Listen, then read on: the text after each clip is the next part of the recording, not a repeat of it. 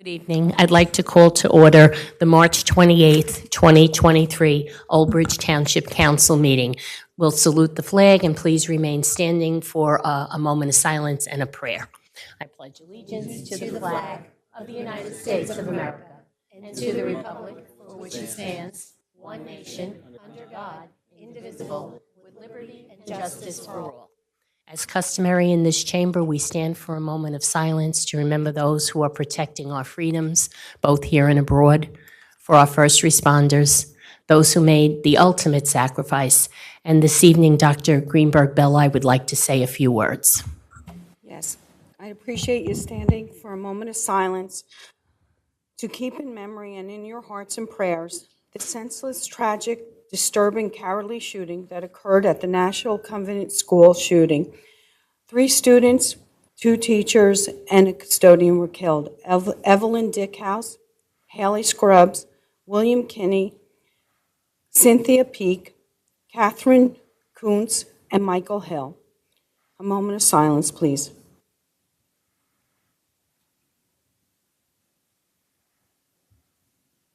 Thank you. Reminder that life is precious.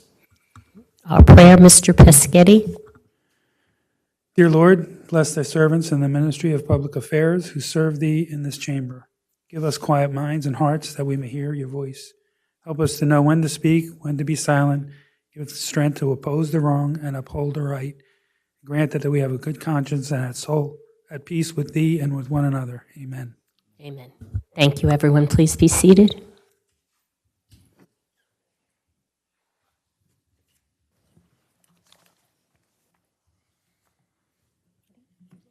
This meeting is being held in conformance with the Open Public Meetings Act. Notice has been given to the official newspapers of the Township on January 6, 2023, and has been posted in public places.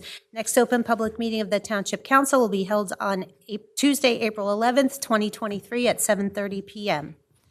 Roll call. Councilperson DeCaro is absent. Councilperson DePalma? Here. Councilperson Desai? Here.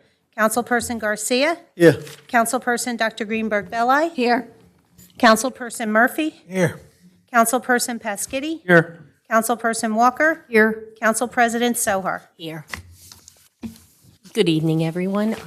The mayor has asked me to let him speak before we start the official business of the meeting. Mayor Henry?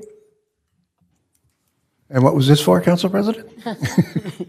For about... Oh, I thought I was going to do that after the administrative report, but I can do it now. No problem. Thank you. Apologize. I thought it'd be important to congratulate one of our employees, Anahita, from our Silver Linings. We'll be at the White House tomorrow afternoon regarding communities in action and building a better New Jersey. Anna has been asked to comment regarding her efforts and accomplishments here in Old Bridge and impart that knowledge to other people as they meet at the White House and how she has made New Jersey a better place. So upon her return, we will ask her to come before the council and make a presentation. So I think we all have to say congratulations to Anna. Absolutely.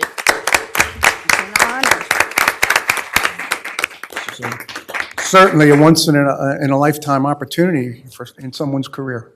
Absolutely. Great job, Anna. Yep. So Old Bridge proud of her. We really, really are. Congratulations, Anna. Thank you, Mayor. Also, our clerk would like to make a statement as well prior to the beginning of the meeting. Okay, so I just wanted to let the public know that we are having some issues with our agenda software, and that we are currently moving to a new software platform, but that, just bear with us. That's why sometimes the agenda is up, down, and people can't view the agenda. It's not that it's not there. It's that the software, every time we take it down to change something, we go to put it back up. It takes a long time for the program to put it back up on the website, but we are in the process of changing, and it should be not very long from now. Okay, thank you very much. Okay, next will be approval of minutes of previous meeting. Resolution approving the regular council combined meeting minutes of February 14th, 2023. I need a motion. Second. Okay, moved by Dr. Greenberg-Belli, second by Mr. DePalma. Roll call. Councilperson DePalma. Yes. Councilperson Desai? Yes. Councilperson Garcia? Yes. Councilperson Dr. Greenberg Belli? Yes. Councilperson Murphy? Yes. Councilperson Paskiddy? Abstain. Councilperson Walker? Yes. Council President Sohar? Yes. Minutes of February 28, 2023. Do I have a motion? Second. Okay, moved by Dr. Greenberg Belli, second by Mr. De Palma. Roll call. Councilperson De Palma? Yes. Councilperson Desai? Yes. Councilperson Garcia? Yes. Councilperson Dr. Greenberg Belli? Yes. Councilperson Murphy? Yes. Councilperson Paskiddy? Yes. Councilperson Walker? Yes. Council President Sohar? Yes. Meeting, combined council meeting minutes of March 14th, 2023. Do I have a motion? Move it. Second. Moved by Mrs. Walker, second by Dr. Greenberg Belli. Roll call. Councilperson De Palma? Yes. Councilperson Desai? Yes. Councilperson Garcia? Yes. Councilperson Dr. Greenberg Belli? Yes. Councilperson Murphy? Yes. Councilperson Paskiddy? Yes. Councilperson Walker? Yes. Council President Sohar? Yes. 8 yeses. Our bill list, Mrs. Walker. Accounts payable, March 28, 2023, $12,902,635.83. Payroll, March 17, 2023, $1,191,684.21. Payroll overtime, March 17, 2023, $30,151.54. And that concludes the bill list. Okay, thank you. Can we have a breakdown of the overtime, Mr. Shaw? Thank you, Council President.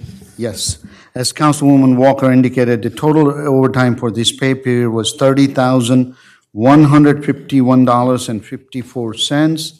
There was really no uptick in any other department. For the sworn officers, total overtime was $17,465.12. Deduct grant, $720.52. Deduct ETO, $1,613.09. Deduct accreditation cost, $4,243.95. Net overtime, $10,887.56, representing 178.5 men and women hours. There were 3 officers either injured on duty or on a light duty. That concludes my report. Okay. Thank you. God bless you. Thank you, Mr. Shaw. Do I have a motion for the bill list? Move it. Second. Okay, moved by Mr. Paskiddy, second by Mr. De Palma.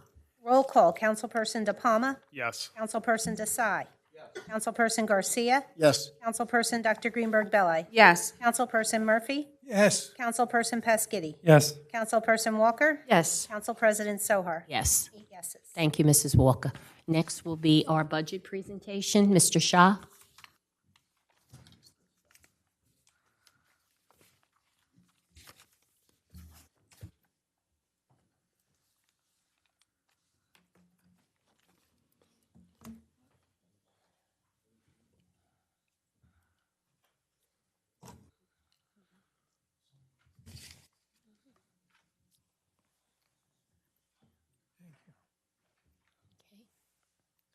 Good evening, all.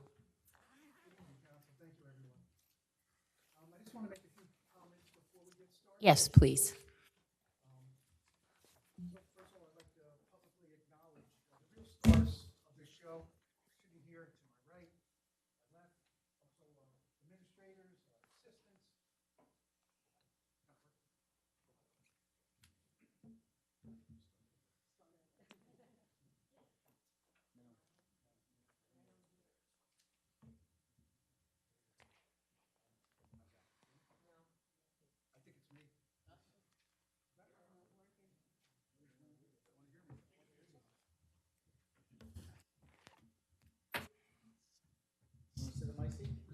Over there. We're good now? What about the other ones? I'll have to do my Elvis impression with this one.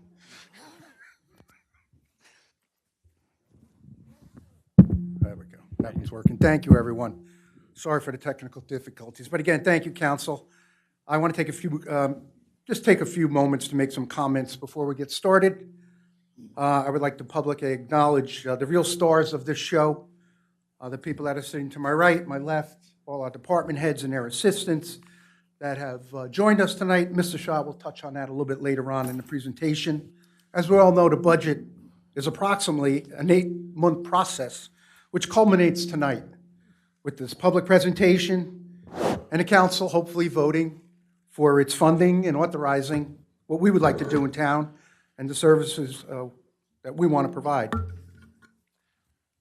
And I'm sure you also recognize that a lot of time and a huge effort by dedicated and committed staff is required in order to get here tonight.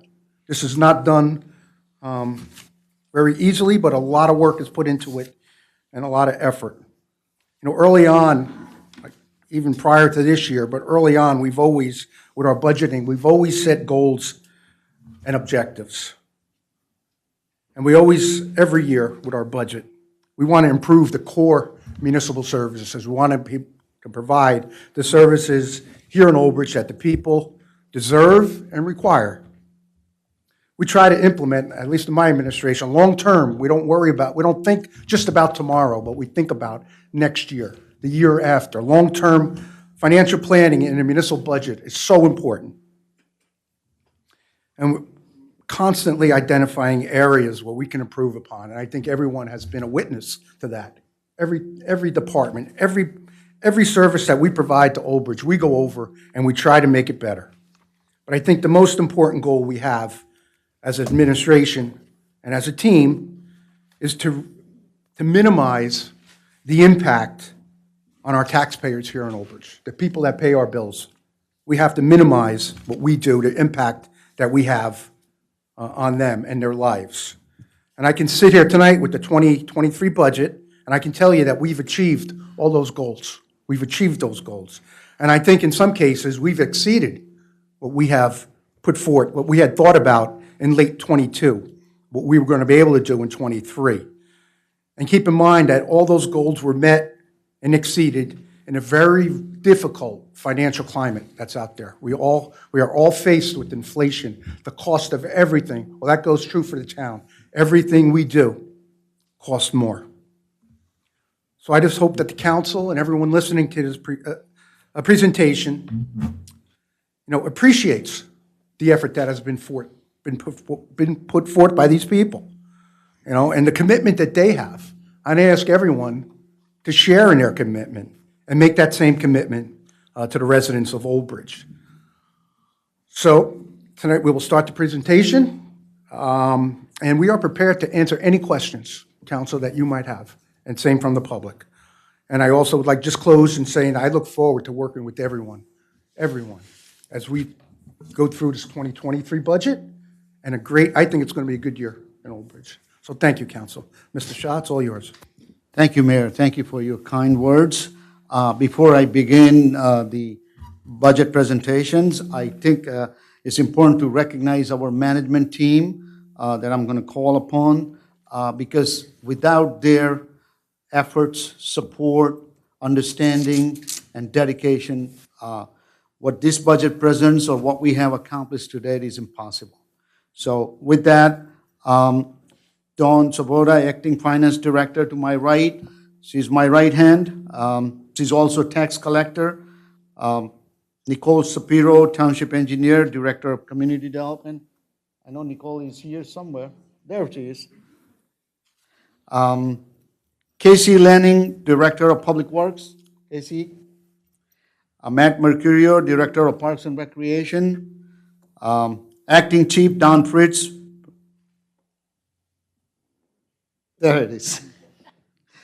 Matt McGavin, Construction Officials. Matt. Brian Enright, Tax Assessor. Although he promised me he's not been. Oh, there he is. It's hiding. Surprise, surprise. Barbara Casey, our Court Administrator. Barbara, there she is. And obviously, Kate Hutchinson, our Township Clerk. And Sherry Samsuddin, our Human Resource Manager, couldn't be here. We also have in presence Venus Savant, our Planner. Keith Brennan, Assistant Construction Official. And Sergeant Herb Doctors, he's always here. Special thanks to Dawn Swoboda and my other right hand, Victoria Carey. What you see here is probably 90% work performed by Vicky. So thank you, Vicky. All right, we begin. 2023 municipal budget overview. The municipal budget represents 18% of the total tax rate, only portion of tax bill the township official can directly control. We bill for county open space, fire district, school tax, but none of that is in the control of the municipality. And it's important to note that municipal tax, percentage of municipal tax has been on a downward trend. In 2013, municipal tax was 21%. From 2014 to 2018, it was 20%. From 2019 to 2022, it was 19%, and this year it represents 18%. So if you have a $1 bill, if you're paying a $1 in tax, you're only paying 18 cents to municipality. Every other pennies in the dollar goes to other agencies. Since then, since 2013, library is up 1%, county is up 2%, fire district is up 1%, municipality is down 3%, and school is down 1%. So that's an important factor to recognize, that what we do and how we are doing it, and we're still providing tremendous amount of services. The 18% covers majority of municipal services that are provided to the residents of Township of Old Bridge, including public safety, which is police protection and emergency management, public works, road, recycling, snow removal, health and senior services, parks and facilities, recreation programs, code enforcement, and community development, which includes engineering, planning, and zoning. The remaining portion of tax bill, 82%, funds the Old Bridge Public School, Old Bridge Public Library, Middlesex County Government, Middlesex County Open Space Program, and 4 fire districts: Cheesequake, Lawrence Harbor, Medicine Park, and South Old Bridge. By statute, Township collects the taxes for all agencies. The Township has no control over other agencies' budget. I think many times we get a question, where is my money going? We're paying this much money, but it's really, we're only collecting 18%. Board of Education member approves the school budget. County commissioner votes on a county budget. Library is set, a minimum amount is set by the state statute. There's a state statute says we must collect an amount, and they provide us an amount, and that's what we have to include in the budget. All fire district budgets are voted on by the residents of their respective district. This is a graphic presentation of the budget. Budget slice, the biggest slice is the school tax, 57%. Municipal tax is the only tax that Township controls at 18%. Again, Township must collect and distribute all other agency with 100% of respective levy amount. So whatever the amount in the budget of each agency, we have to collect and give them 100% regardless of whether we collect 100% or not. And later on in the slide, you will see, there is an appropriation requirement in the budget. Except for municipal tax and a library tax, all of the agencies are estimated tax as of now. They have not provided us their final budget or adopted their budget. As Mayor said, every year we set the goals, and we have consistent goals. Some of them are repeat, but they're consistently required to be repeat. So maintain or improve core municipal services for the citizen of Old Bridge.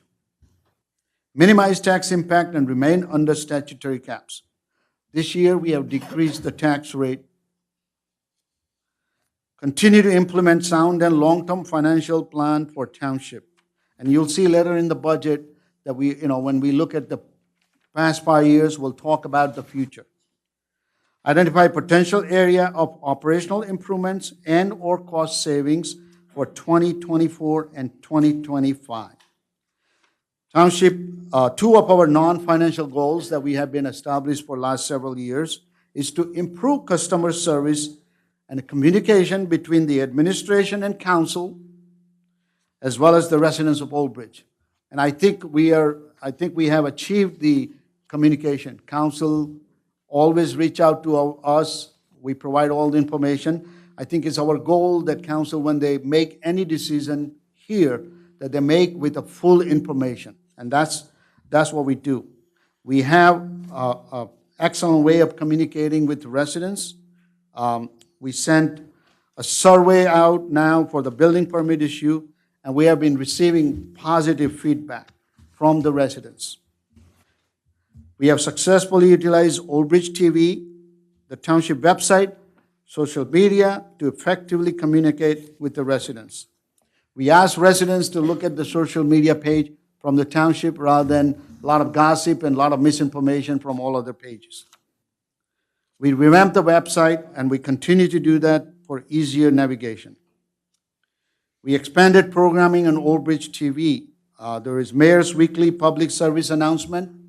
I believe that started just during the pandemic, and it continues. There's an outlook on Old Bridge. And now there is a new program, Council Corner, is coming soon.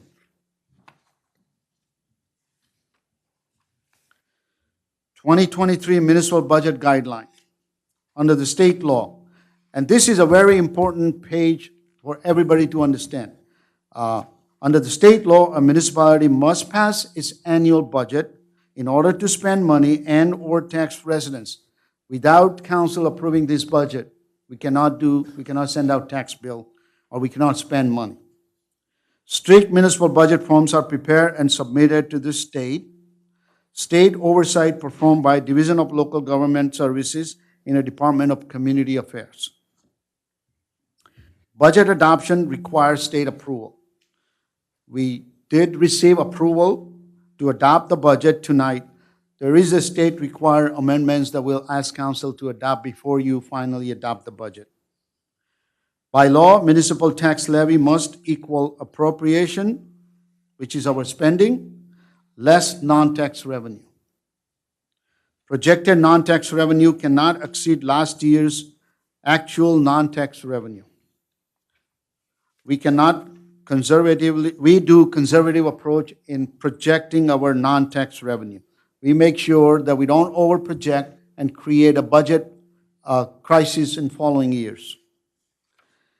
Actual expenditure cannot exceed the budgeted amount.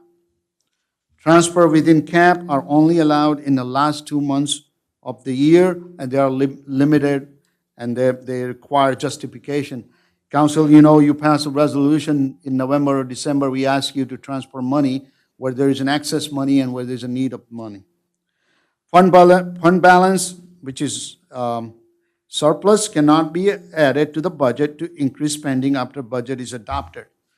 In some entity, this is allowed, but in municipality, it is not allowed.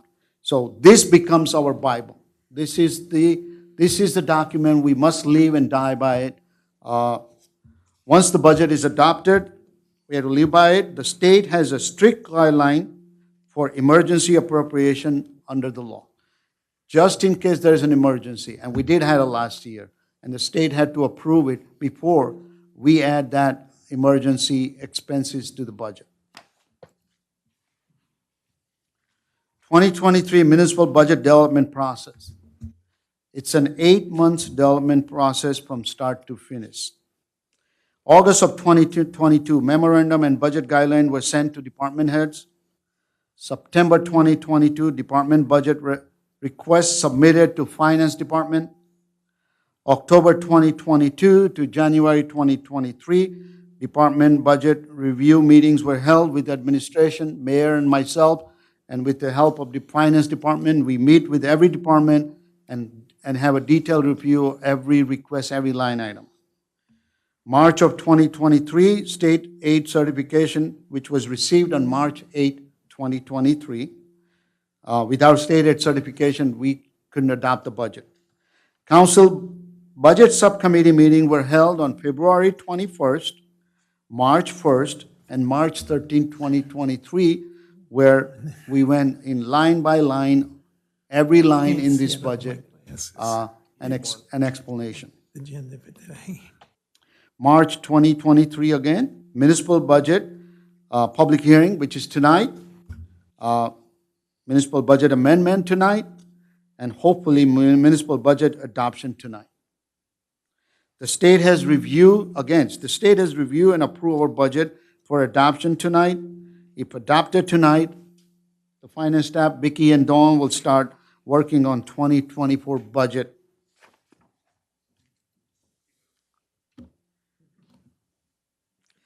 Uh, 2023 municipal budget summary. The 2023 proposed municipal budget calls for $63,620,726 in expenditure.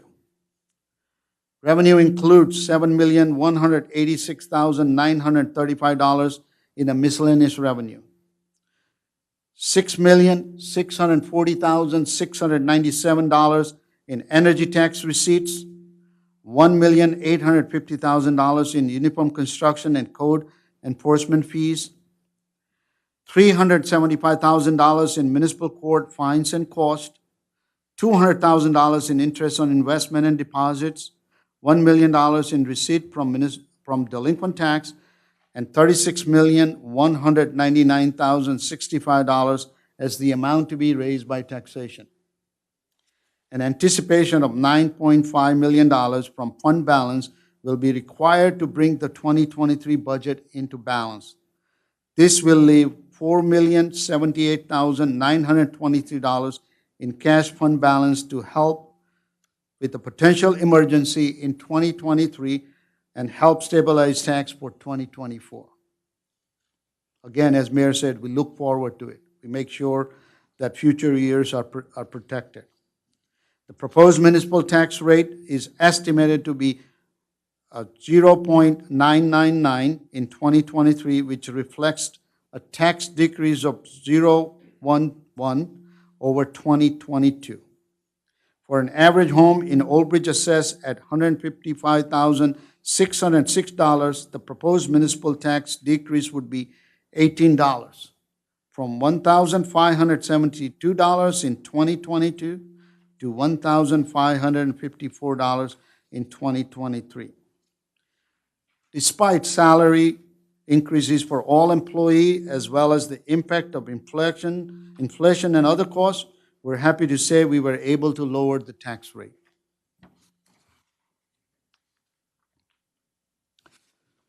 (2023) Library Budget Summary. The municipal library purpose expenditure category is included as an appropriation in the municipal budget.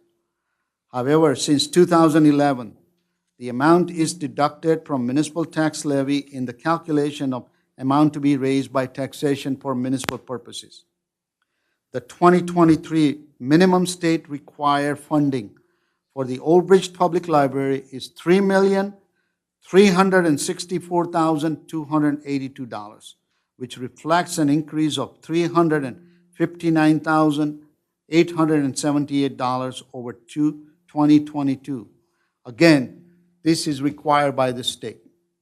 And I believe it is a higher amount of tax increase than a municipal tax increase in dollar. The associated tax rate is estimated to be 0.093 in 2023, which reflects an increase of 0.009 in the tax rate over 2022. For an average home in Old Bridge assessed at $155,606, the municipal library tax increase would be $14 from $131 in 2022 to $145 in 2023. And it's important to note that neither council, mayor or council, or library board can reduce this tax. 2023 municipal budget summary. Now we combine municipal and library. The total general appropriation for 2023, including municipal Library purpose is $66,985,008 compared to $64,269,042 in the 2022 budget as modified. This is a total budget increase of $2,715,966 or 4.23%. The proposed tax rate for both municipal and municipal library purpose for 2023 is therefore estimated to be 1.092, which reflects a tax decrease of 0.002 cents over 2022.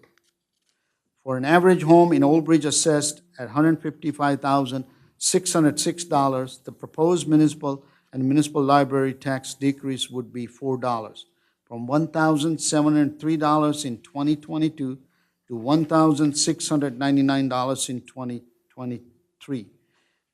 Even with the require of library increase in library funding, overall tax is still stable. This slide shows breakdown of expenditure between salary and wages and other expenses and the library appropriation from 2018 to 2023. Other expenses is in blue, salary and wages is in red, and library appropriation is in green. Since we are a service industry, obviously our labor costs are our biggest expense. However, our salary costs are stable.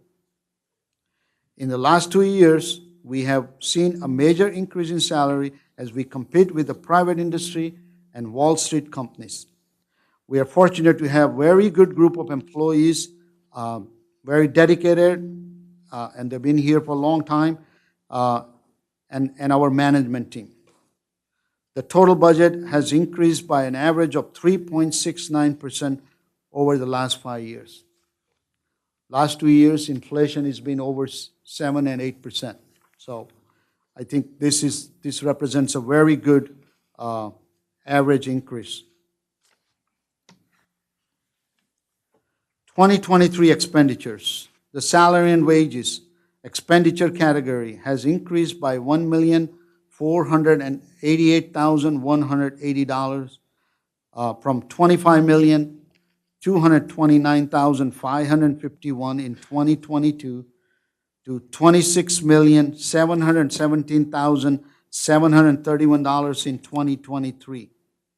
In addition to the contractual increase and minimum wage increase, the 23 budget includes funding for 2 new full-time positions and 2 new part-time positions in the police department, 2 new full-time positions in human resources, 1 new full-time position in MIS, 1 new full-time position in silver lining, 1 new full-time position in Department of Public Works, and 1 new full-time position in Uniform Construction Code. We have added 8 full-time and 2 part-time positions in this year's budget, even with lowering a tax rate. We need to increase our staffing level to meet the increase in service demand and better assist the public. The other expenditure category has increased by $1,096,181 from $19,254,034 in 2022 to $20,350,215 in 2023. Major increase under the expenditure categories are health insurance, $707,000, and a fuel cost of $275,000. We have worked very hard past few years in negotiating the insurance with the insurance companies to keep the health insurance costs down. 3 years we had no increase in health insurance cost. This year we were faced with a 60% increase, or $4 million. That would have break our budget and everything would be a problem. Luckily we were able to switch to state health benefit plan, and we're able to limit the cost increase. I think that health insurance cost increases industry-wide. Every company, every individual is facing the increase in health insurance cost.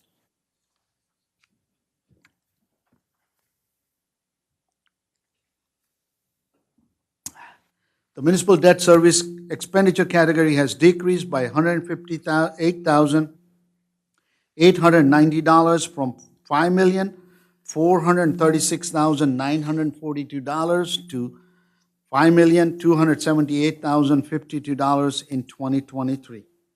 This decrease is a result of amortization of previously issued bonds. We'll talk more in detail about the amortization capital. The statutory expenditure category has increased by $584,701 from $5,806,029 in 2022 to $6,390,730 in 2023. The major increase in this category, expenditure category, is the police and firemen retirement system of $422,555. The increase is a result of combination of increase in required contribution that established by the state and additional hiring in the police department. The deferred charges expenditure category has increased by $143,154 from $106 in 2022 to $259,180 in 2023. The major increase under this expenditure category is emergency appropriation needed last year for the fuel costs for our gasoline and diesel. That's our inflation effect. The major decrease under this expenditure category is a contribution to ARENA, which is $105,026 decrease. This is first time in long time I want to report the good news that current budget does not have to fund the deficit in ARENA utility. The Capital Improvement Fund expenditure category has not been changed for 2023. The proposed budget anticipates the same level of funding as last year. The proposed capital budget for 2023 is expected to be $14,617,000 for curbing, drainage, facilities, road improvements, parks and playground improvements, replacement of equipments and vehicles for various departments and divisions. This also includes $6 million for Lawrence Harbor Community Center.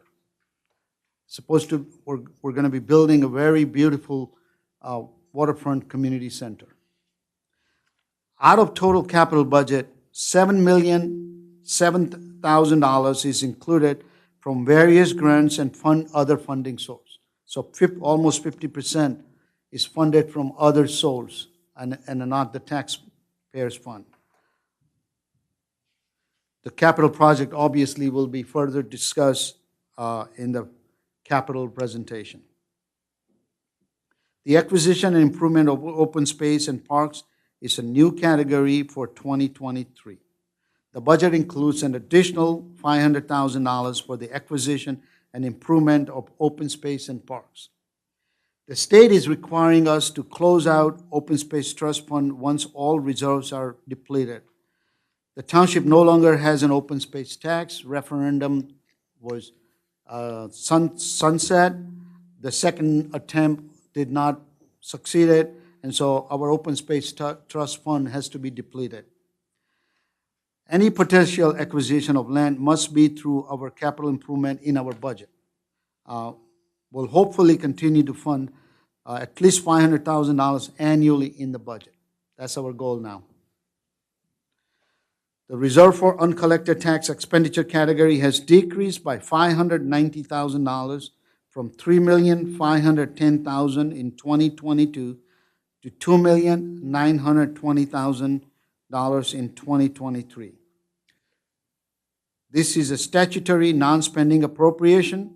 It's a require in your budget, and earlier I told you that we have to collect all the taxes for other agencies and pay them 100% regardless of our collection. This is to protect us from any kind of a shortfall in collection. The actual tax rate for 2022 was 99.49%. We were about 0.5% short. The projected tax collection rate for 2023 is 98.49%. The township projects 1% below the previous year's actual collection rate to protect against sudden drop in collection. This happened, if you recall, during the pandemic. Our collection dropped, our surplus dropped, but we were fortunate because we had a hedge against those potential impact. And that's what this is about. The rating agency, Moody's, the Government Finance Officers Association, recommends projecting 3% below prior year's budget, prior year's actual collection rate. We only do 1%. But this would create a significant increase in our taxes. And we have been doing 1% for last at least 10 years that I know.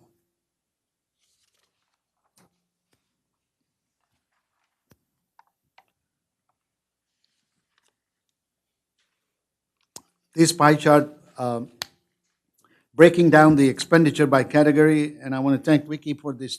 Now we have a 3D pie chart now. Biggest slice is salary and wages, 39.89%. Again, we are service industry. Important note that employee salary and benefit comprise of 62.70% of the total expenditure in 2023, which includes the salary and benefit. Benefit includes Social Security, pension, insurance. Next biggest is the operating expense at 30.38%. We always keep an eye on our debt service at 7.88%. The rating agency likes to see debt service at 10% or below of the total budget. Because if his debt service goes high, obviously less funding available for operating. This is our Sherwin-Williams color chart. The pie chart further breaks down expenditure by department. The largest slice is public safety, showing our investment in public safety. Next largest is insurance, health and liability insurance. We continue to increase staffing in both police and public works.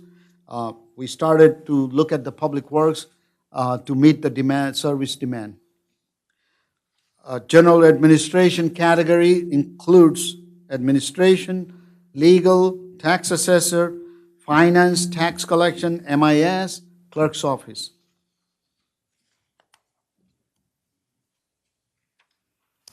(2023) revenues.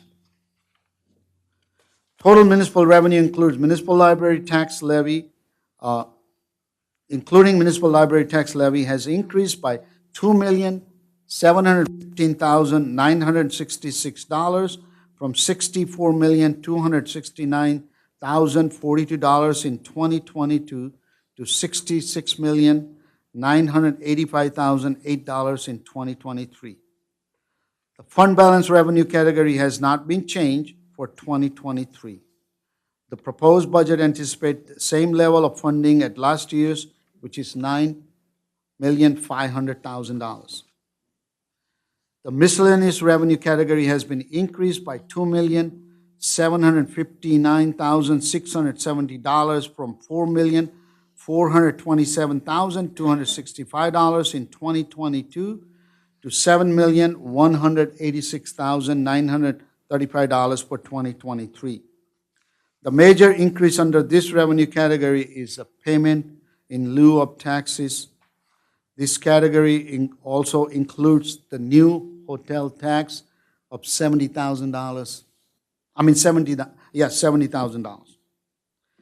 The energy tax receipt and state aid revenue category has been increased by $369,840 from $6,270,857 in 2022 to $6,640,690 for 2023. The major increase under this category is the Municipal Relief Fund and energy tax receipt. There is a small increase in energy tax receipt.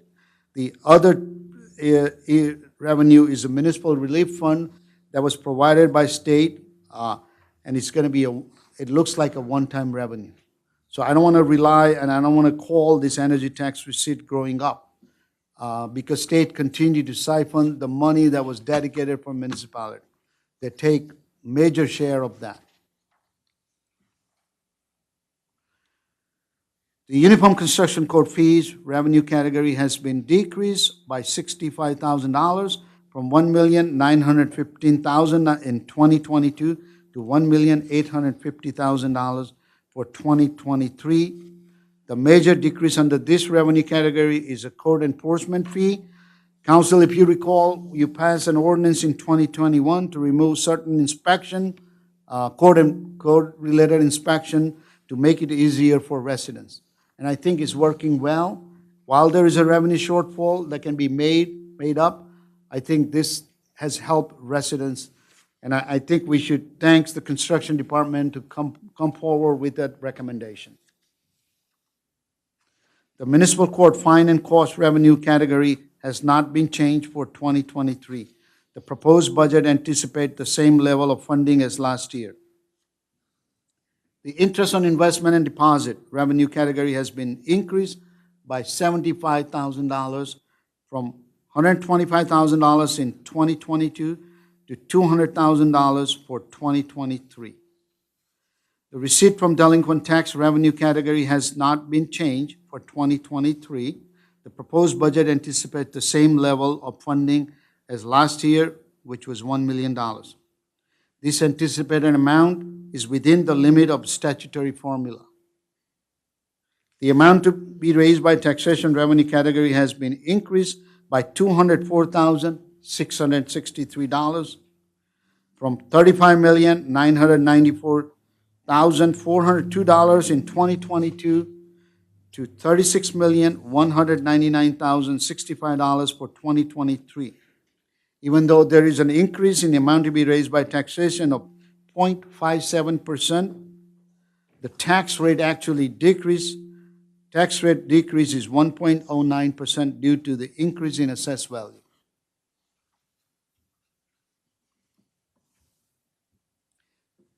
This pie chart further breaks down the revenue.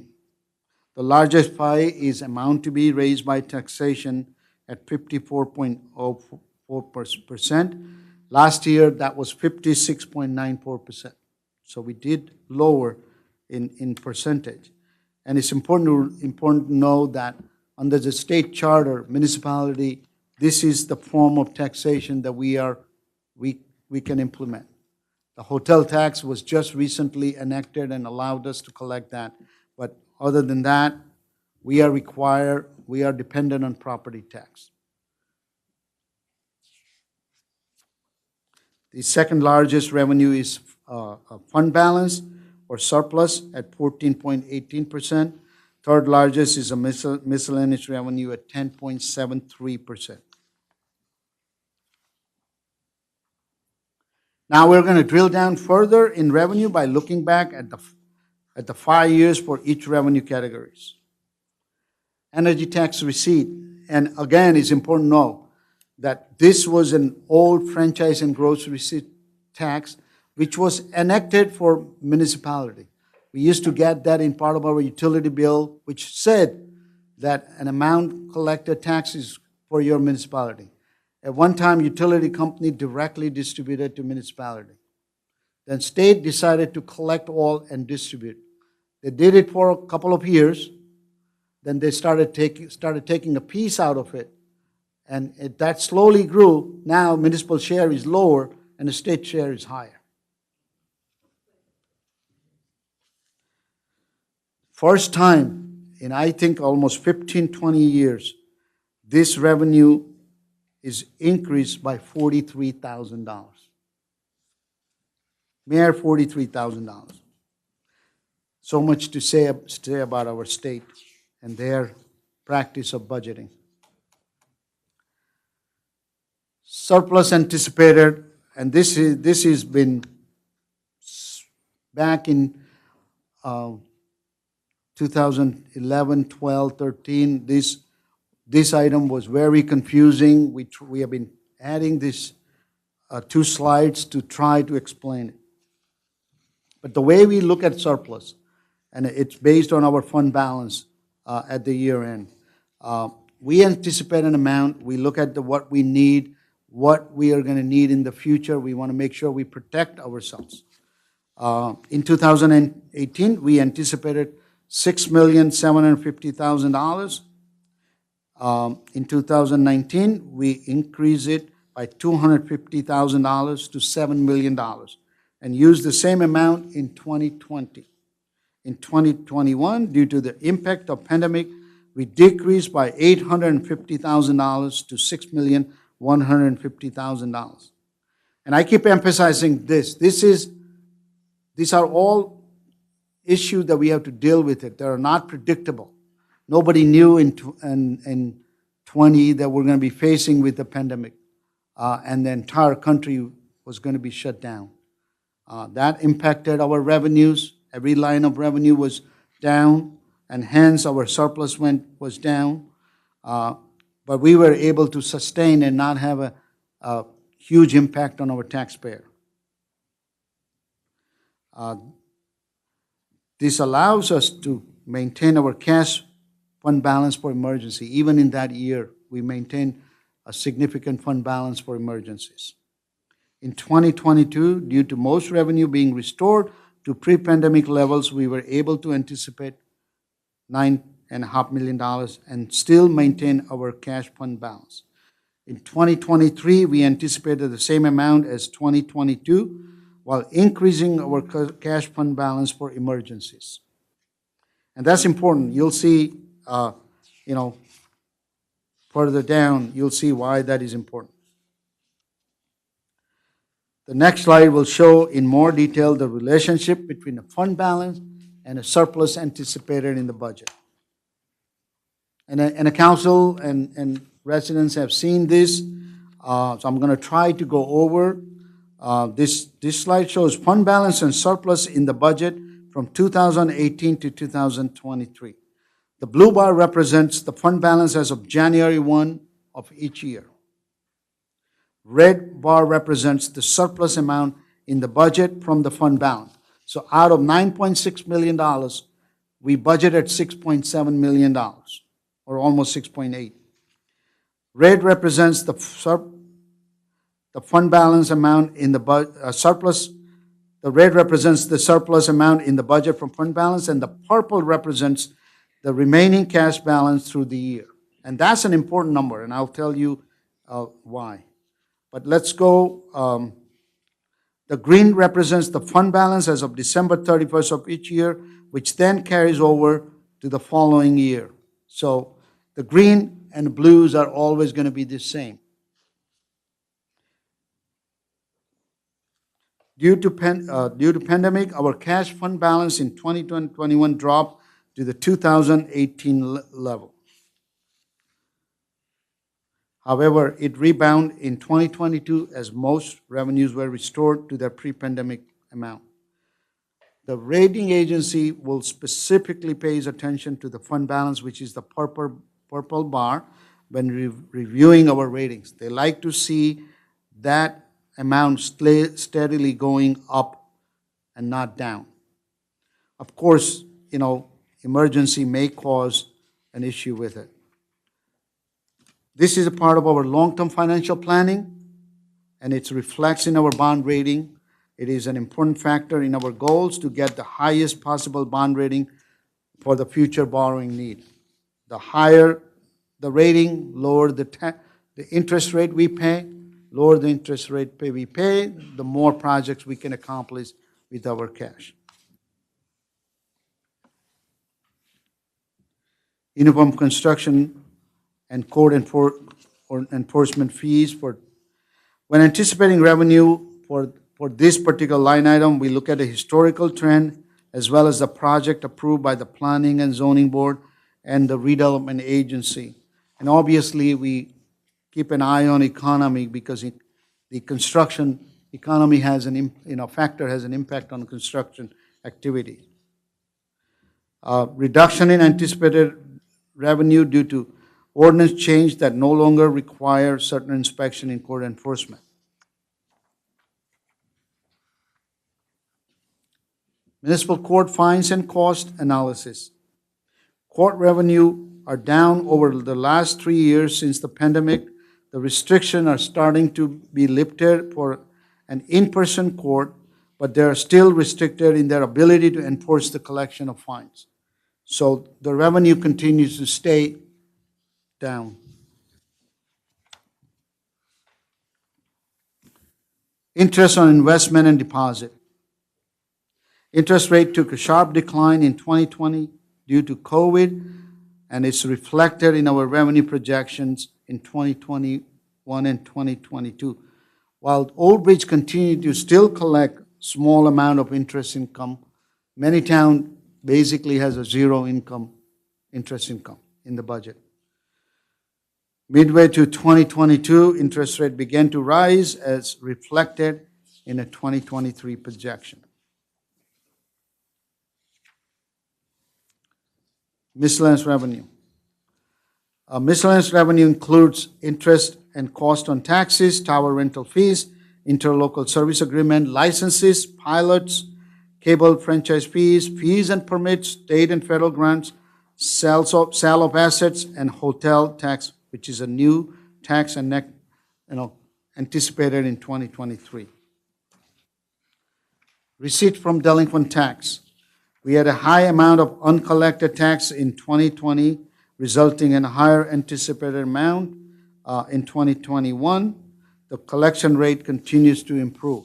And I believe, Dawn, this last year was the highest collection rate achieved. Since accelerated tax. Yep. If you recall, we used to have an accelerated tax sale to improve our collection rate. We suspended that practice.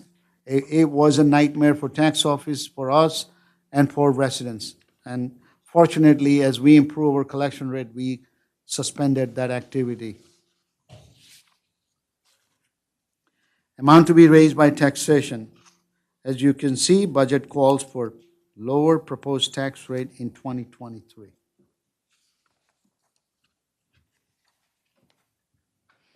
Statutory caps. They are complicated, but they are important to understand that state has imposed on limit of how increasing our tax or our expenses.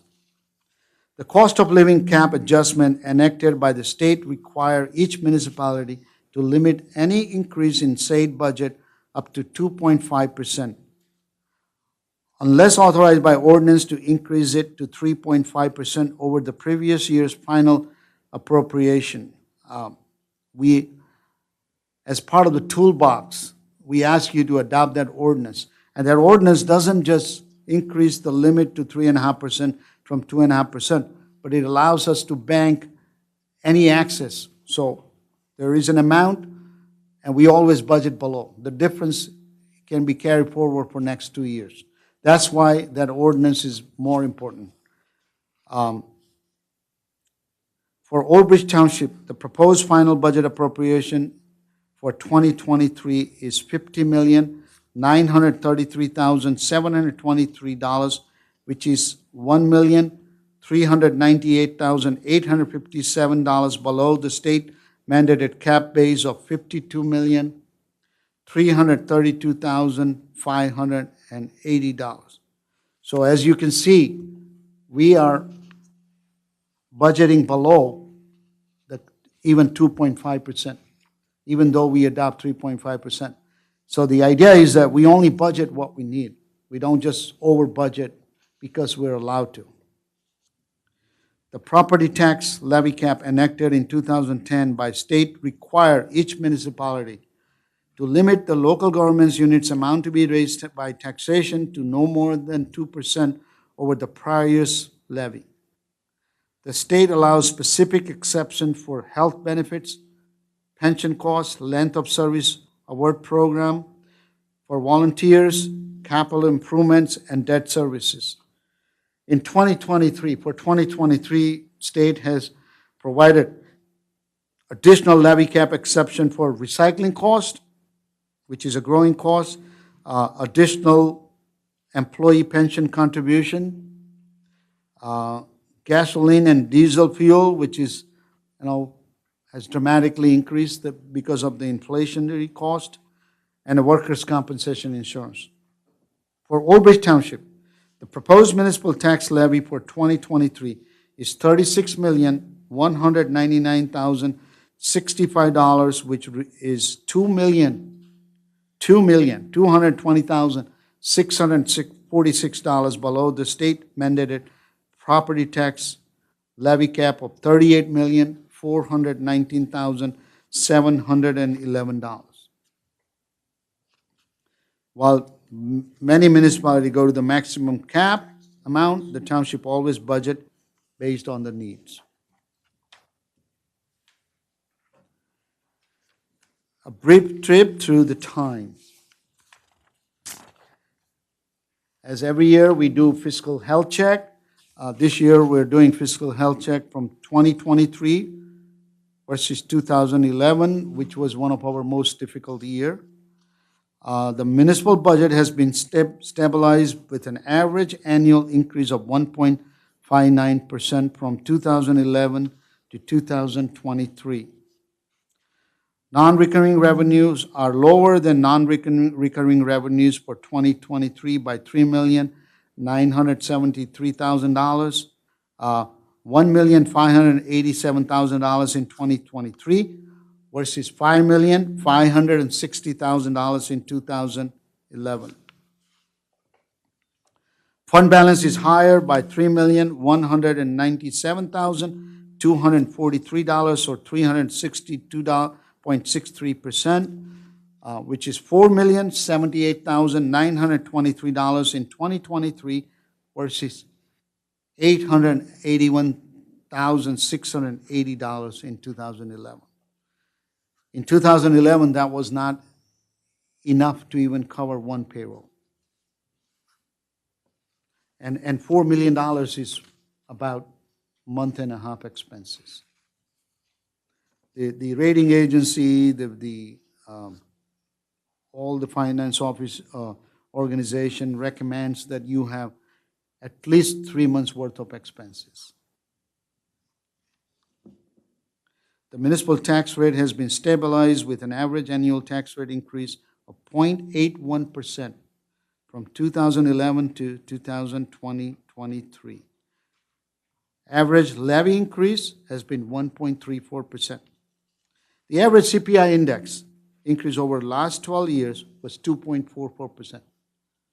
So we're below the CPI, below any standard. And I'd like to have our auditor, Bob Allison, to talk about that. I know every year he has talked about this particular slide. Yeah, this is I just want to say overall about the budget. I mean, what we've done over the past 12 years, I guess, really has been tremendous. And how much hasn't gotten there yet. In fact, it's going to be the next slide. But because of these percentages, because we've raised our surplus, because we've stabilized our increases in taxes, the bond rating agencies have looked fondly on us. We have increased our rating a couple of times over the past 12 years, and in the past 8 years have had a steady AA1 rating, and a lot goes into that. Again, stabilization is very important. The rating agencies look fondly on the amount of debt that we reduce every year, which is about close to $6 million now. They look at our surplus percentage of our budget, which back in time it was a very small percentage. Now we're about 19%. We took a little hit during COVID, which most other towns did. However, we have rebounded splendidly, and we have a surplus about 19% of the overall budget, which is a very good fact check as far as our health goes, and something which every time we talk to a bond rating agency, they are very complimentary of. So it's just a good budget, and everything Himanshu was talking about here as far as the tax rates and the consistency and the stabilization is of utmost importance. Thank you, Bob. So we're going to talk about the bond rating as Bob indicated. Moody's assigned AA2 ratings, positive outlook to the Township of Old Bridge for $9.8 million GO bond series for 2014. Moody's upgraded rating to AA1 and assigned the new rating to the Township of Old Bridge for $3.7 million Energy Savings Improvement Bond Series in 2015. Moody's assigned AA1 rating to Old Bridge Township Municipal Utility Authority for $5 million Revenue Refunds Bond Series 2016. It's important to recognize that our rating benefits every agency in town. Board of Education, fire districts, anybody would like to borrow money. The township has guaranteed their debt. They have to guarantee under state statute, and that's why our rating is very important. Our budgets, our ratings are very important, and that helps everybody else. Moody's assigned AA rating to the Township of Old Bridge for $20 million GEO and Arena Bond Series for 2017. Moody's assigned AA ratings to the Township of Old Bridge for $8.5 million GEO and Arena Bonds Series in 2019. And Moody's assigned AA1 rating to the Township of Old Bridge for $12.5 million GEO and Arena Bond Series for 2022. As of today, we still maintain a AA rating, which is just one notch below AAA. The next one would be AAA. We've been working towards that, but according to the Moody's analyst, we are not. We should be AAA. We are AAA in everything that we do at the township, but we are not AAA due to pension and other post-employment benefit. That's what they're telling us. Through negotiations and the statute, we're working to minimize the OPEB obligation in the future. Unfortunately, we have no control over pension. That's a state control issue.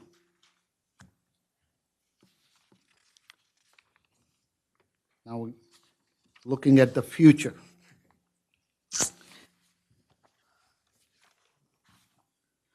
(2024-2025) potential challenges, impact of pandemics. Hopefully we are out of it, but you never know. Every other day it just shows its ugly head, and somebody says, I got COVID, but let's hope that we are out of it. National, state, and local economic condition. Inflation, last 2 years we're dealing with a high inflation, impact of war between Russia and Ukraine, and recently the financial news of bank failing. It just reminds me of 2008 era. Weather-related emergency and related cost. We got lucky this year with snow, keep your finger crossed. But, I know there are years we have spent $1 million in snow cost. Contractual and statutory cost increases. You heard about the pension cost increases, the significant increases faced by the town. On the other side, we're fortunate that we have settled all 9 unions. There was no arbitrations. There were some difficulties, but we were able to settle, and I think we have done a good job in improving salary levels. Accumulated time payout for retirees. Why this is green now? 13 years ago, this amount was $7.7 million. Today, we are down to $2.5 million. We have managed that. Obviously, under our contractual obligation, under the union contracts, state statute, and township code requires us to have accumulated time payout, but they are a lot smaller now than it used to be. Order to implement municipal-wide revaluation and related costs. Here comes the trouble. The revaluation was ordered by state of New Jersey and Middlesex County, and will surely trigger a lot of tax appeals. And I want to tell you, the state has a state mandate, state pays, but they never pay. They make municipality pay. And this is going to be a very significant cost to the township. And that will result in tax appeal refunds. I still have a memory, when I first came in 1993, we had to go out and borrow $3.6 million to settle tax appeals. That was from reassessment. I don't know what the reval is going to bring it to us. New and unfunded state mandates. As I said, the state mandate of revaluation, and they won't pay us anything. Then there are new laws coming down. Daniel's Law, Open Public Records Act law. We received about 2,500 requests per year. There is a company called Oprah Machines now. That's an industry by itself. And we need full-time employee to deal with all these requests of redactions, finding information from the records. Sometimes we get requests that give us records from 1950s. I mean, some of them is impossibility, but that's how crazy this law has become.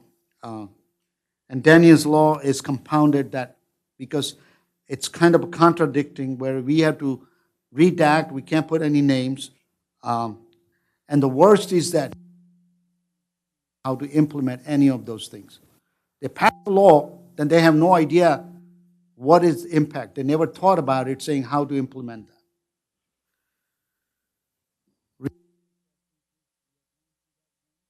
Our contract will be renewed. It's through March 24. I don't know what type of cost increase we'll see in 2024. Cost to municipal state aid. While we received the one-time relief, I don't know what we're going to get next year.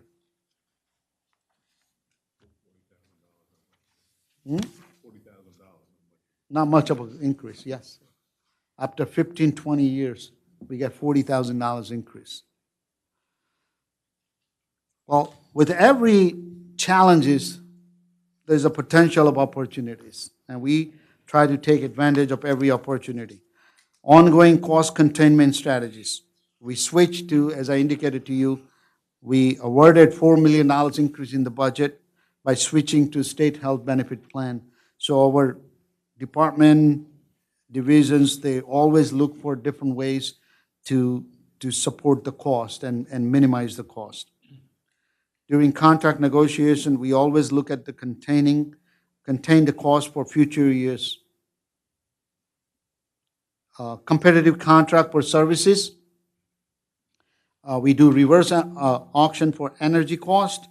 Approve capital bond ordinance early to go out to bid ahead of other municipalities to get the best price.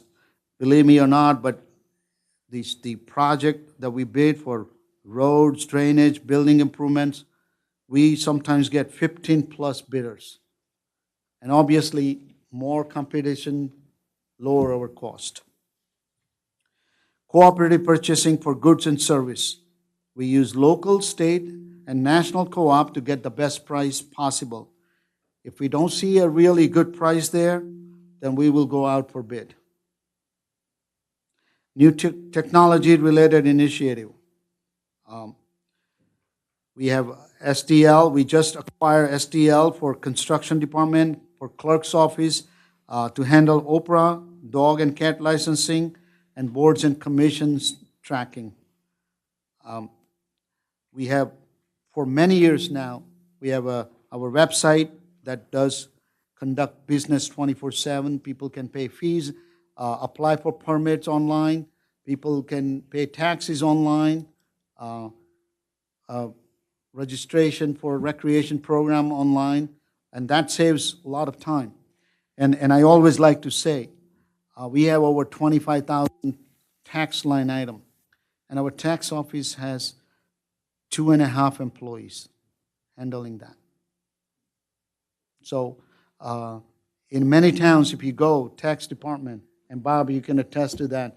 They have 4, 5, 6 people in tax office with even less line items. So, thank you to Dawn and their staff. They do excellent job. Federal, state, county, and local grants program. Contract with Millennium Strategies has brought new grant opportunity and focuses on receiving the maximum amount of grant revenue. And I want to thank council for allowing us to contract with Millennium Strategy. They're doing an excellent job. They have taken away a lot of loads over department, and they bring expertise in putting together the grant submission packages.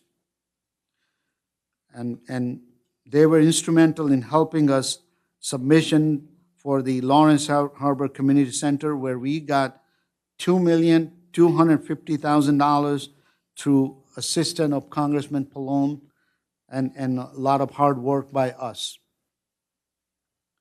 We have applied again in 2023 for police technology upgrades, which is about $1 million plus. We received the ARP and the Green Acres for park, and we use them for parks improvement for Menino Park, Cottrell Farm Park, and Gike Park. Additional and or enhanced services with the Old Bridge Public Library, Old Bridge Public Schools, Middlesex County Government, and or neighboring municipality. In 2022, we have new shared services with the Board of Education for use of our municipal garage. While it generated revenue for municipality, I can tell you that it was a tremendous savings for Board of Education. Council member, that concludes my presentation. We're open to any questions. The process is, we like you to, obviously you have to conduct the public hearing on the budget as it was introduced. Then there is an amendment that I like to introduce, have a public hearing and adoption, and then I would request that you adopt the budget.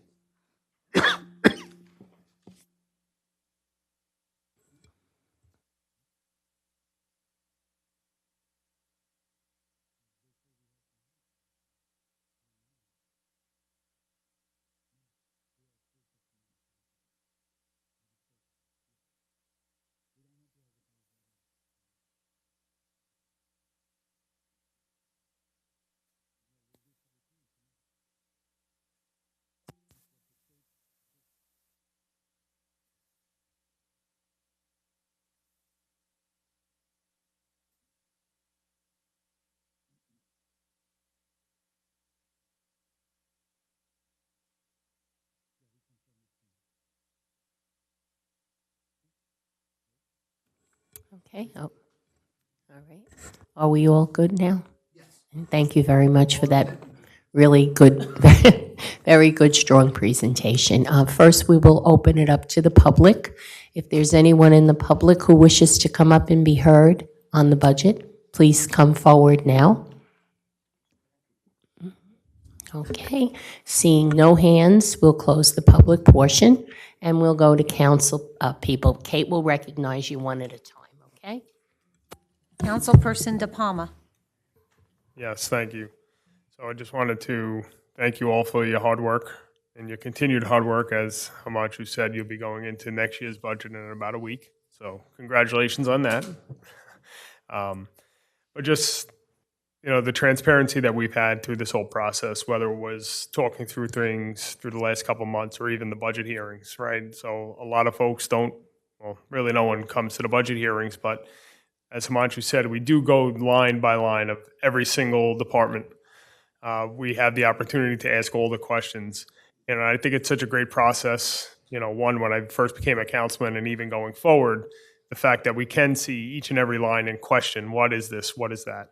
I think it's great, and, continued thanks and all of that.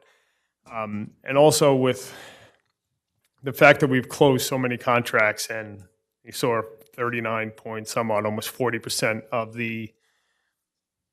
of our budget is for salaries.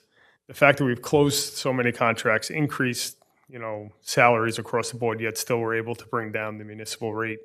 It's a testament to not only you, Hamachu, the rest of your team, and the mayor. We've done a great job. And Mayor, I know this is your official last one being in front of us, but just looking the one going back in time, what we've done here and what the mayor and the team, and a lot of them have been there since day one, has done is great. So thank you very much. Appreciate it. Councilperson Desai. I would like to offer my congratulations to Business Administrator, Director of Finance, and all department head who cooperated with the team to present a beautiful budget. When I say beautiful, means easy to understand, with a graph and comparison from previous year. So if anybody wants to understand, just flip the page and you can understand. You will have very few questions at that point. So kudos, Mr. Shah and Ms. Sodo. I always have a problem to pronounce your last. So thank you for good presentation. Councilperson Garcia. Yes, thank you. I also want to thank you guys for your input, for your hard work. And also, thanks for the council for showing up the budget meetings. Well, everybody that was there, we took time to attend, listen, to hear the professionals talk. I think the budget's great. I think it's amazing to me how we can actually save money on the municipal budget and with the salaries and everything else going up. So I think it's a great thing. And thank you guys for the hard work. And like I said, for the council who are here, who found it important to be here tonight, and who assisted with the regular budget meetings. So again, thank you guys. Councilperson Dr. Greenberg-Belli.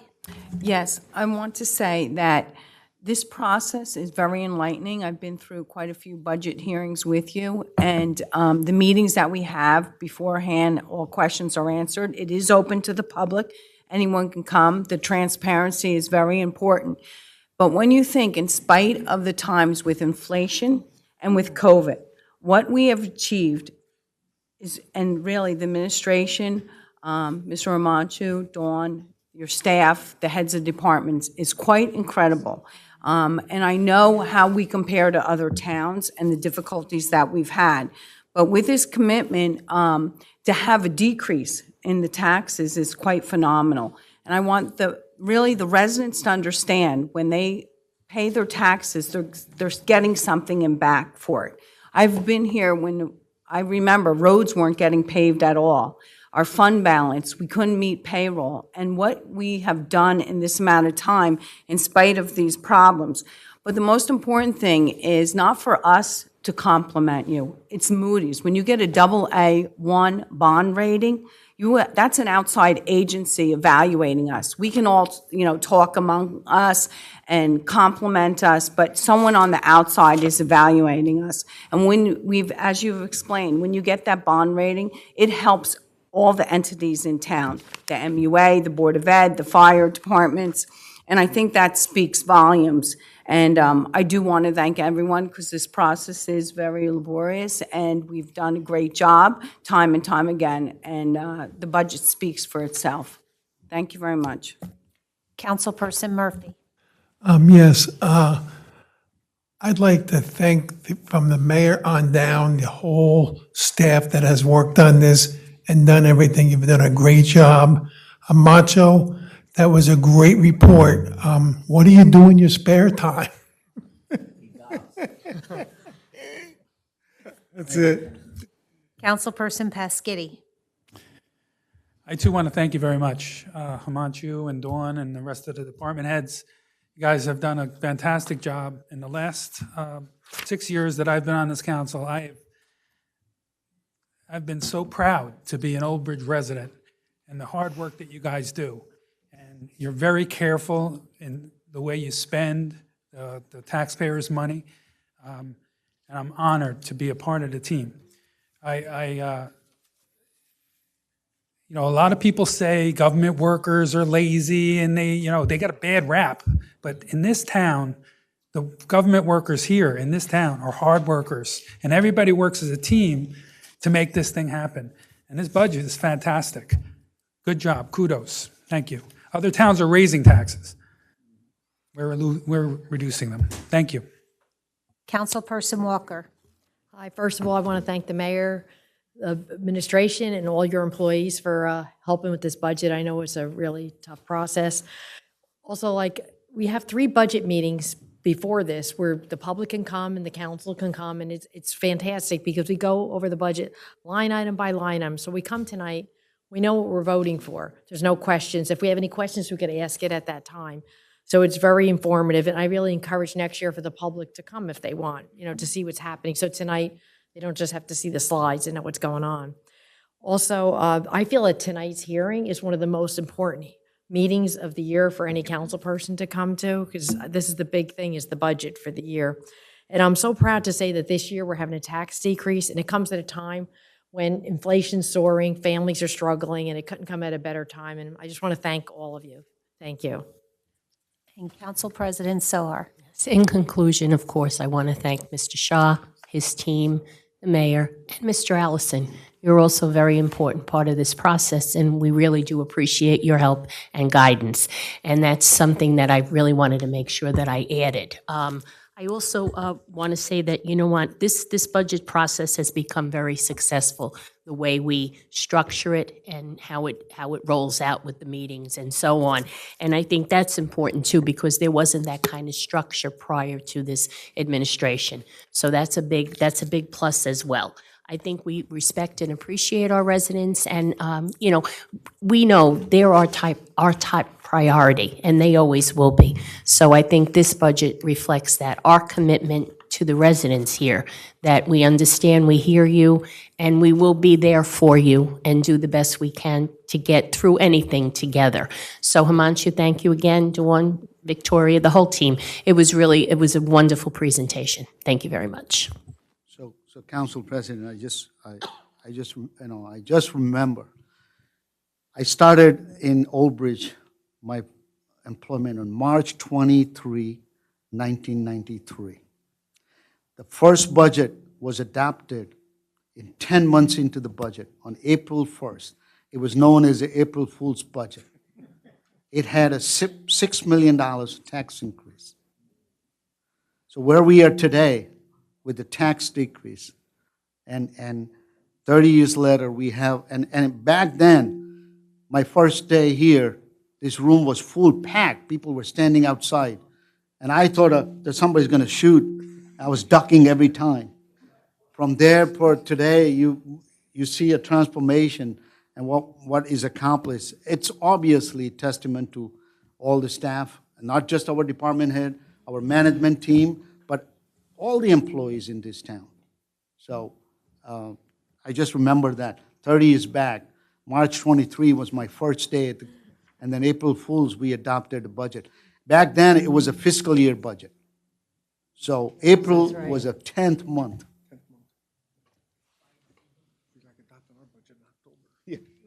Right.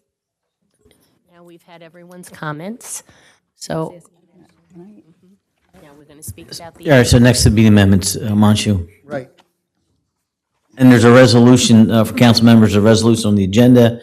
After Manchu talks about the amendments, we can open up to the public, and then after we close that, I guess the request would be to adopt the resolution, which would be adopting the amendments. And one thing I want to note that, I'm sorry, Manchu, typically amendments, depending on certain requirements, are required to be advertised in advance.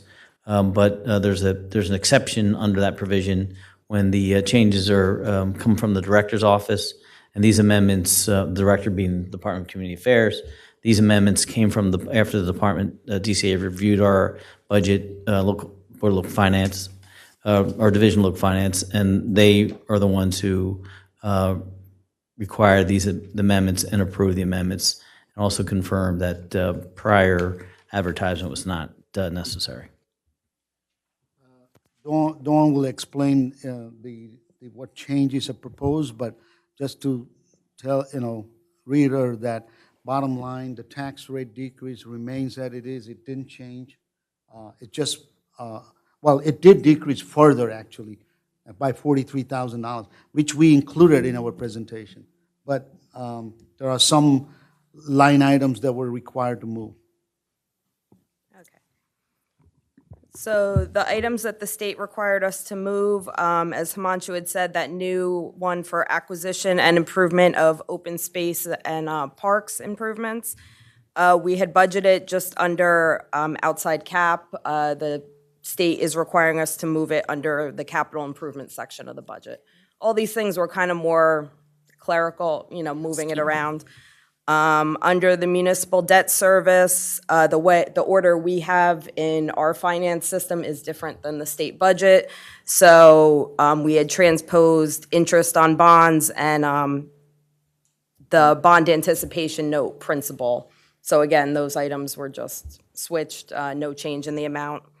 And then for unfunded capital, they required us to break out the two ordinances that were unfunded, which was Ordinance 18-24, which was $3,409, and Ordinance 2013-10, $2,471 for a total of $5,880. So again, all those didn't make a difference, but in them requiring us to do that, they required us to do the state aid amendment, which they previously said if you already introduced your budget, you didn't have to amend it. You could reserve it for next year. So that lowered the taxes by, the number here, but the 43,000, whatever. And our presentation Thank you. covered that. Thank you very much. Madam President, I'd open up to the public, see if any questions from the public.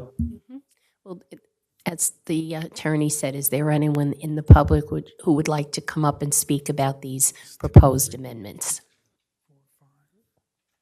Seeing no hands, I will close the public portion. Does council have any questions?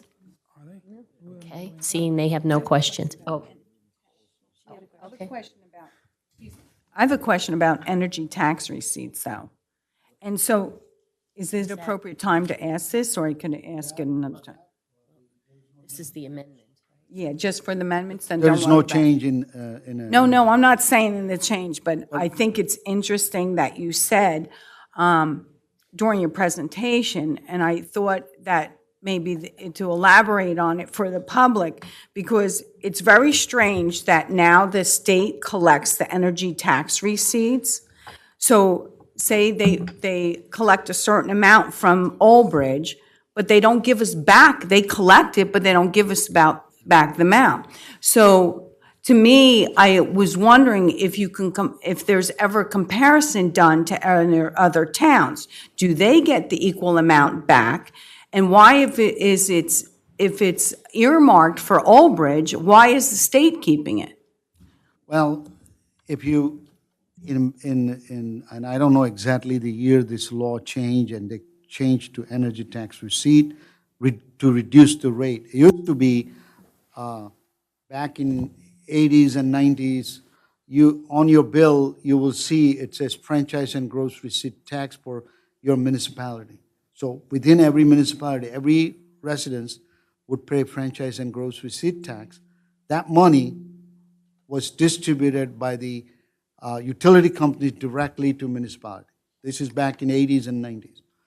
At one point, state says, let's combine all the amount, bring it to the state, and then state would distribute. And they kept the same amount of distribution, but they started siphoning small amount of increases in the revenue.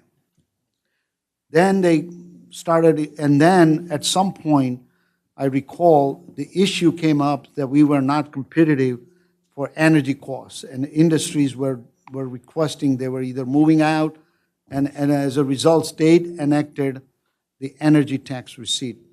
They changed franchise and gross receipt to call energy tax receipt. What they did is, now they started giving the energy tax receipt to this town, but there used to be an item, state aid numbers. They started offsetting state aid numbers, reducing state aid numbers by the amount of increase in energy tax receipt.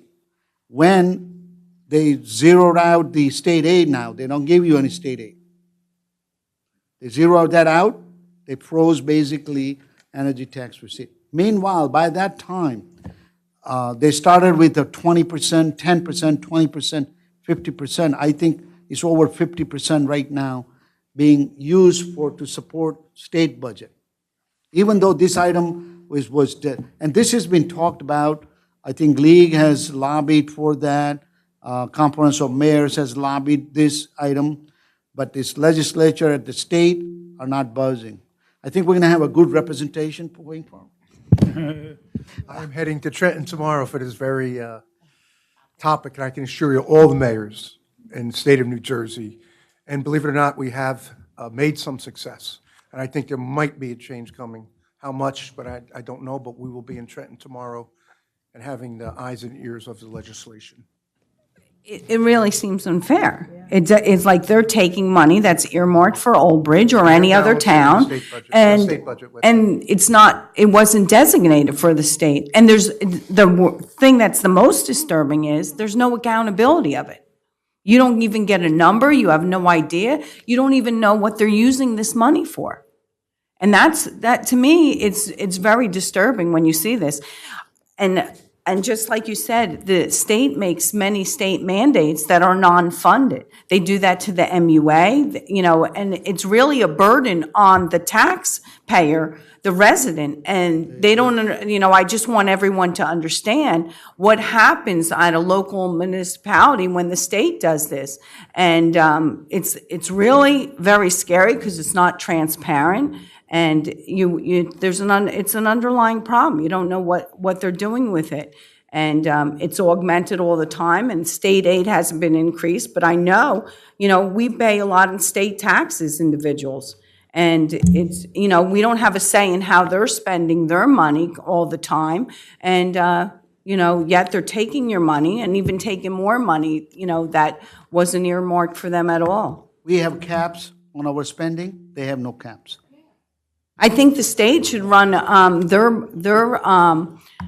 budget the way that we do in Old Bridge, and I think they would be a lot better off. And actually, when you think of the federal government, $31 trillion, it's disgusting. Anyone who has a business, you couldn't operate if you didn't have money to fund your business, and like for hardworking people and small businesses, they keep on putting more and more strain on the small business that they keep on paying out, but yet they're looked at demons when the state and the federal government conducts themselves with this way. It's very disturbing. So in light of that, I want everyone to pay attention on how good that you are stewards for the residents, their tax dollars when they come here.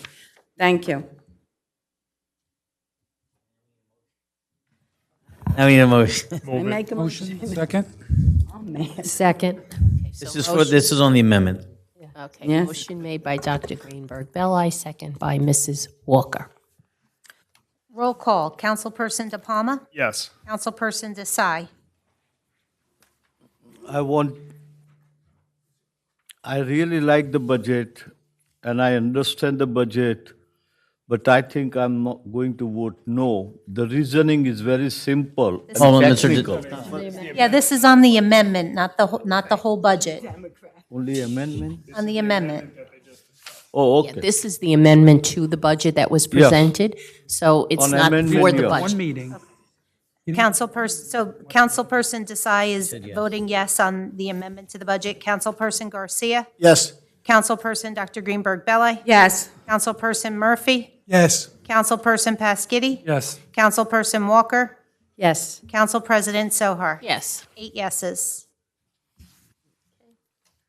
Now we go for the That's a motion to adopt the budget as amended. Move it. Second. Second. Okay, moved by Mrs. Walker, second by Mr. De Palma. Roll call on the adoption of the budget. Councilperson De Palma? Yes. Councilperson Desai? No, on a technicality, because further down on agenda, we have FR1, ordinance amending fixing the salaries of certain officer and employee. That should be part of the budget. And as I recall, in budget workshop, Mr. Shah has presented there was some money allocated to this particular area.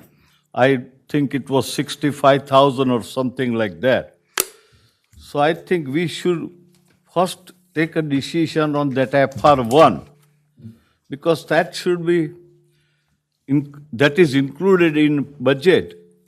And without the outcome of FR1, how can I vote for I think adoption? it's a little bit reverse. You have to have money in the budget in order to have any salary changes. Those items are covered in the budget. Now, there is an item that I think I well explained to the council that I had taken initiative to add money in the budget. But after talking to the township attorney, it's really not can be implemented. So ordinance doesn't affect that particular item at all. The other department head salary are included in FR1. There are other department, the mayor and council, there is no increase. And if you look at it in the detail, it clearly indicates that there is no change. The department, certain department position has a salary adjustment. So, but regardless of that, it has no impact on the budget. I mean, it has to be in the budget for us to be able to pay those salary. So I don't think I mean, if you can vote no, but it's not a technical issue. The budget process is correctly set up. The ordinance is an introduction tonight. It will be a public hearing, and it can't be adopted tonight. It will be a next meeting for adoption. Yeah, you have to have the money in place before you can Yes. spend it. So it's the budget adoption first, Mr. Desai, and then following that is when you introduce your salary ordinance, and the salary ordinance gets adopted subsequent to the adoption of the budget. Unlike the federal government, you have to have the money in place before you can spend it. Councilperson Garcia. Yes. Councilperson Dr. Greenberg Belli. Yes. Councilperson Murphy. Yes. Councilperson Pasquitti. Yes. Councilperson Walker. Yes. Council President Sohar. Yes. 7 yeses, 1 no. Okay. Thank you very much for all the time that you took to present this. Now we got part two. Yep. I'm going to turn it over to my right hand here, Dawn, and she will go through the capital budget presentation. Briefly, I will go through the capital budget presentation. She'll be very short. Thank you, Himanshu. And I would like to thank Victoria Carey thank for giving both presentations a little bit of an uplift this year with some new pictures. Yes, it's Especially very in nice. It Capitol. is. Very It's nice. more of the Thank you. tour of Old Bridge instead of emojis. So, without delay. Talented, right? Capital Improvement Program General Overview. A capital improvement program is a multi-year plan and schedule for capital projects. The state requires us to do a 6-year capital budget. If you look in the state budget document, it's kind of towards the end. But we have to realize that this is only a plan and is subject to change. Municipal infrastructure needs constant attention and maintenance, and failure to maintain your infrastructure will put your community at risk for future years. Thank you. By statute, capital projects have a prospective useful life of 5 years or more. Capital projects may include the acquisition and/or development of land, the acquisition of major equipment and personal property, the acquisition, construction, improvement, and/or renovations of buildings, roads, utilities, and other structures, improvements of public works, and any matter described in NJSA 40A:2-22, regardless of financing sources. The annual capital budget is prepared and adopted in conjunction with the annual operating budget. So similar to our timeline in the operating budget, this is also about an 8-month process of getting the list from the departments, meeting with them individually to discuss their capital needs, and then also as a group of departments, because a lot of times you have projects that, you work together with different departments. Administrative preparation of the annual capital budget includes a thorough review of each departmental project request in terms of need, justification, scheduling, cost, effect on operating budget, method of financing, and the impact on municipal debt structure. The capital budget does not directly appropriate funds. The appropriation of funds is made part of the capital improvement section of the budget and/or by the adoption of the bond ordinance. So tonight, we have 3 ordinances up for second reading and a public hearing. Our general improvement bond ordinance, also a $6 million bond ordinance for the Lawrence Harbor Community Center, as well as a capital ordinance for parking improvements. Upon completion of a project, any unexpended balances are canceled by council resolution. This is usually done once a year in December, but we can do it, at any time during the year. Capital improvement planning and budgeting goals. Continue to develop a comprehensive 6-year capital program on an annual basis that supports township goals and objectives for equipment, facilities, infrastructure, and technology. So as I say, we don't just look at the current year needs, we look ahead over the next several years for replacements and upgrades. Obviously, this plan is fluid for future years and constantly changing, but it gives us a good starting basis and hopefully eliminates, having to do emergency purchases, and it schedules resources and equipment to ensure their maximum utilization and efficiency. We continue to develop and implement a management system for prioritizing, tracking, and reporting on capital projects to ensure timely acquisition and/or completion. So administration and finance hold routine capital project meetings, usually on a quarterly basis, to discuss the status and, where we're at and if, need be cancellations. We look to maximize utilization of grants to offset capital costs and related debt service. As Himanshu had mentioned, this year, one of our biggest grants was the congressional funding for Lawrence Harbor Lawrence Harbor Community Center. And for 23, we applied for a little over $1 million in police technology upgrades. The American Rescue Plan, or ARP, for parks improvements at Menino Park, Gike Park, and Cottrell Farm Park. Green Acres funding, we've received funding in the past for Cottrell Farm Park and just submitted another application to hopefully get some more. We have our annual DOT grants from the state. In the past couple years, that was used for Morganville Road and Phillips Drive, and going forward, we'll be doing Throckmorton Lane this year. CDBG, road reconstruction in eligible areas, equipment and facility upgrades at the Senior Center and Food Bank, and ADA improvements to facilities within the complex. The last 2 years, money was allocated for the DPW locker room improvements, and this year we're applying for funding for Camp Robin building improvements. We look to minimize the property tax impact of capital projects and related debt service through sound financial planning and balancing debt repayment schedules, which we will discuss later in the presentation. God bless you. All right, we're going to take a brief look back at the last 5 years of capital projects. One thing you see kind of every year, annual curbing and drainage and road, which make up almost half of the capital budget each year, as well as vehicle and equipment replacement. So from 2018, all of these projects have been completed. The only money left, so out of a total authorized in 2018, $5,028,400, there's $40,751.50 left. That balance is Section 20 costs. We still have a small amount that's not permanently funded, so once that's done, this will either be used or canceled. 2019 capital budget. Another thing you'll see, some of our larger projects are done in phases, so you may see them over multiple years. We had Spring Valley Road culvert. That work was completed in 2022. Our municipal security upgrades, which most of this, it was done on the second floor of the administration building.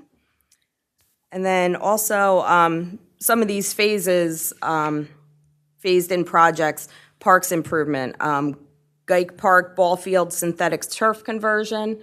We have the final amount allocated in this year's budget. Development of Cottrell Farm Park, that's been going on, I believe, since 2018. And new irrigation system at Higgins Soccer Complex, which will hopefully be kicking off this year. From 2019, the total authorized $6,085,000. The current balance is $1,078. 2020 capital budget. We have a nice picture here of our snow plowing equipment that was not needed this year, but that's one of those items you kind of see every year, equipment as it's replaced. We also had parks improvements, Central Park and Lawrence Harbor basketball court resurfacing that was done. Total authorized for 2020, $6,185,000, and a current balance of $358,006. So as you can see, a lot of these projects, especially with meeting routinely, they keep moving. 2021 capital budget. We have our courtroom renovations, which anybody who remembers our other room, very much needed. We purchased a new Zamboni for the arena, which again, it was on its last leg. And one thing with purchasing new equipment and vehicles, it really cuts down on the maintenance costs. Also in 21, we had our first allocation towards the Menino Park improvements, which you'll see in the next couple of slides. Total authorized in 2021, $6,650,000, and the current balance, $745,540.76. 2022, we have our pickleball courts that was completed last year at Menino Park. We'll be having the DPW locker room renovations and municipal complex courtyard. That work is set to begin in just a few weeks. And also for our Public Works Department, a mezzanine, which with that interlocal with the Board of Ed, it was needed for additional storage space, being that, we gave up some room there, as well as a brine making machine that didn't get much use yet this year.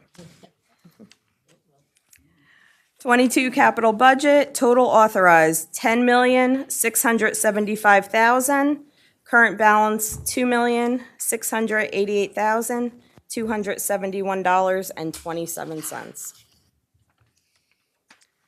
Which brings us to our 2023 capital budget. Curbing improvements, annual curb replacement program at various locations. Drainage improvements, annual drainage improvement program, again at various locations, as well as Washington Avenue outfall pipe reconstruction, Stevens Avenue pipe replacement, Phase 4. For equipment in the TV studio, OBTV broadcast studio and control room upgrade, Phase 2. For our MIS department, document imaging and scanning, security camera upgrades and server upgrade. For the police department, alcohol test machine. We're in the third year of our body-worn cameras. Police department weapon replacement, radar speed limit signs, campus security, and campus-wide paging system. For Public Works, a dumpster, mini paving box, hook lift V box salter, switch and go dump bodies, tandem snowplow and salter, and mobile columns. For facility improvements, we have the Lawrence Harbor Community Center, which we have our conceptual plan picture up there. Campus generator project, Camp Robin building improvements, which we also applied for some additional CDBG funding for it. Updating the Killen room, 5th dispatch console, renovations to the Police Administration, Records Bureau, Detective Bureau, and OIC. Police training room renovations, door swipe access control systems, replacement of steel doors at the Civic Center, repaving of the Recycling Center, commuter parking lot, lighting upgrades, and license plate reader upgrades. For parks improvements, basketball court resurfacing, Gike Park multi-use fields turf replacement, Ticetown Road Soccer Complex turf project, Menino Park improvements, and Gike Park synthetic turf conversion and replacement. Road improvements, our annual road resurfacing program at various locations. NJDOT cost sharing, Throckmorton Lane Phases 1 and 2, and police parking lot expansion. Under vehicles, a new backhoe, which we were able to obtain 25% of the funding through the equipment modernization grant. Money for a new bucket truck, 2 hybrid vehicles, 1 SUV, and a tandem dump truck. For a total project cost of $14,535,600. Section 20 costs of $131,400. The Section 20 costs are mainly used for bonding when we go out for permanent financing, but can also be used for preliminary engineering and architect fees.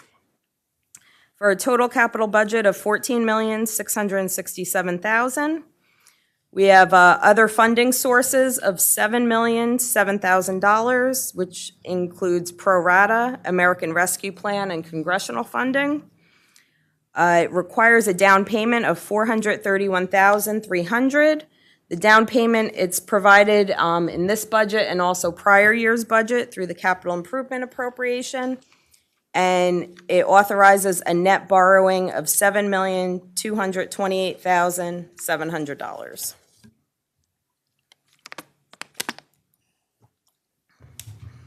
Moving on to the capital funding process. It begins with the adoption of a multi-purpose capital bond ordinance, which authorizes project borrowings. So as I said tonight, we have 3 ordinances on for second reading and adoption. The issuance of short-term bond anticipation notes, or BANs. These notes are limited to 1-year expiration from the date of issue. The township does not immediately borrow funds. Once the project starts, the finance department reviews the authorized projects and determines the amount to borrow. So this short-term band borrowing usually happens over multiple years as the projects progress.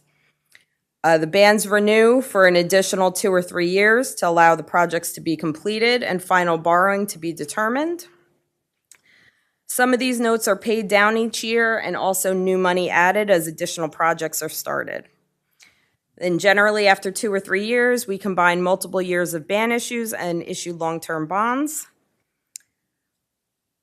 The annual amortization of the township's debt is approximately 7.88% of the total 2023 budget. The rating agencies find this percentage to be very reasonable and well-managed, as they like to see it under 10% of the total budget. And we try and keep the debt service as flat as possible from year to year to not cause any large fluctuations. The township's AA rating from Moody's Investor Services is the second highest rating that Moody's assigns. The high rating has an impact on the borrowing rate and financing costs, which has helped us reduce the borrowing rate, which gives us lower financing costs, which is passed on to the taxpayers. And our method of amortization has been recognized by the rating agencies, as we'll see in the next slide. So this is our current amortization schedule. It includes township-issued bonds for general capital and arena utility. It also includes the Environmental Infrastructure Trust loan, which was used to purchase the Cedar Ridge property. That loan ends in 2024. It does not include bans or projects authorized but debt not issued. The current amortization schedule is 13 years. This amortization is important because these projects provide a long-term benefit. So improvements done today have a useful life of 5, 10, 20, 30 years. Debt costs are paid over the useful life of the improvement. So even if you stopped, doing capital projects today, you most likely wouldn't see tax relief for a few years. We have an informal policy to try not to borrow more than we retire. Leave enough room for additional borrowing, and future bond issues will fill in later years with new amortization to minimize the impact on the operating budget. So if you see in 2023 and 2024, the total payments are $5.8 million. but then it drops down to 4.6. So probably sometime in 24 or 25, we'll look to issue some new debt to kind of fill in those gaps. And this is just a graphic presentation of our outstanding debt, which is going down each year. And recommending that council adopts the bond ordinances tonight so our department heads can keep moving forward with our capital improvements. Thank you, Dawn. Great job. I just want to alert council that amortization is critical. It took many, many years to achieve the way the amortization now works. And while under the bond law, certain things have a useful life of 30 years. So if you're, for example, community center, you can borrow money and pay it over 30 years. But that will be, first of all, very high interest rate because the lender will charge you higher when you go long term. And also, it creates a difficulty in amortization now. So it took many years to get level where we borrow money and pay off in 10 to 12 years and just borrow same amount every year, which maintains your amortization in the budget. So the budget certainly doesn't have a huge increase in your debt service. So just want council to keep that in mind every year when a borrowing comes. If you look at our borrowing now, it's almost every 3 years we go out and do a full debt. By then, the old bonds either retired or there's a charge is reduced and made enough room so that amortization is not growing. We recommend council adopt the ordinance so that our department can start working on all the capital programs. Council, I'd just like to remind everyone how important the capital improvements are in our community. It puts the money right back towards the taxpayers. As you know, I've always been the save and invest type individual. And I think if you look back, if you were keeping score, this is $49 million over the last 6 years back into this community. And if you put the 6 years prior to that, probably another $30 million. So that's $79 million put back into the community, whereas opposed in 2011, the investment was zero. So to go from zero to 70-something million in 12 years is a tremendous accomplishment thanks to the support of the council. So that improves quality of life, property values, that's the machine, as they like to say. So thank you. Thank you. And thank you, Dawn, for that wonderful presentation. I will open it up to the public. Is there anyone in the public who wishes to come up and comment on our capital? Yeah, you need to do one at a time. So what you're going to do, Madam President, is that there are 3 bond ordinances that are up for adoption. So that's the way you implement your capital. Okay, so we'll start with H1 then. Correct. Okay, so the H1 is bond ordinance providing an appropriation of $6,145,000 for various improvements in and by the Township of Old Bridge in the County of Middlesex, New Jersey, and authorizing the issuance of $5,091,200 bond or notes of the township for financing part of the appropriation. Move it. Second. Is there anyone in the public who wishes to be heard? Seeing no hands, close public portion. It was made by Mr. Pescetti, the motion, and it was seconded by Dr. Greenberg Belli. Oh, I'm sorry, it was Mrs. Walker. I'm sorry, it was Mrs. Walker. Sometimes you sound similar. Yep. All right. Does the council have any comments? We're good? Okay, so you have the first and the second, correct? Roll call vote. Councilperson De Palma. Yes. Councilperson Desai. Yes. Councilperson Garcia. Yes. Councilperson Dr. Greenberg Belli. Yes. Councilperson Murphy. Yes. Councilperson Pasquitti. Yes. Councilperson Walker. Yes. Council President Sohar. Yes. Okay, next will be H2. Yeses. Sorry. Oh, okay, go ahead. 8 yeses, Yes. right? Okay. H2, capital ordinance providing funding for various improvements for the parking utility for the Township of Old Bridge and appropriating $50,000 for such purpose. Move it. Okay, moved by Mr. Pescetti, second by Mr. Murphy. Is there anyone in the public who wishes to be heard on H2? Close the public portion. Any council members? And council comments? No? Okay. Roll call vote. Councilperson DePalma? Yes. Councilperson Desai? Yes. Councilperson Garcia? Yes. Councilperson Dr. Greenberg Belli? Yes. Councilperson Murphy? Yes. Councilperson Paschidi? Yes. Councilperson Walker? Yes. Council President Sohar? 8 yeses.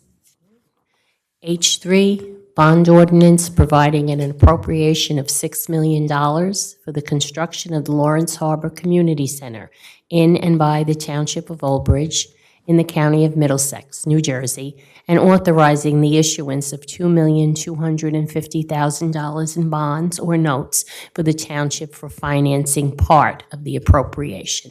Move it. Move it. Second. Was it Murphy? Murphy, Murphy motioned. and Who seconded? Garcia? Yes. Garcia, okay. Okay, I'm going to open it to the public. Is there anyone in the public who wishes to be heard on H3? Seeing no hands, I'll close public portion. Call the roll, please. Any council comments? Yeah, council comments? I didn't think there were any. Councilperson DePalma? Yes. Councilperson Desai? Yes. Councilperson Garcia? Yes. Councilperson Dr. Greenberg Belli? Yes. Councilperson Murphy? Yes. Councilperson Paschidi? Yes. Councilperson Walker? Yes. Council President Sohar? Yes. 8 yeses. We're good? Yeah, we're going to go to the consent agenda now. I would ask for a motion and a second, and then I will go to the council members for separation. Move it. Second. Moved by Dr. Greenberg Belli, second by Mr. Pescetti. Any items for separation? Councilperson DePalma? No, thank you. Councilperson Desai? No. Councilperson Garcia? None, thank you. Councilperson Dr. Greenberg Belli? No, thank you. Councilperson Murphy?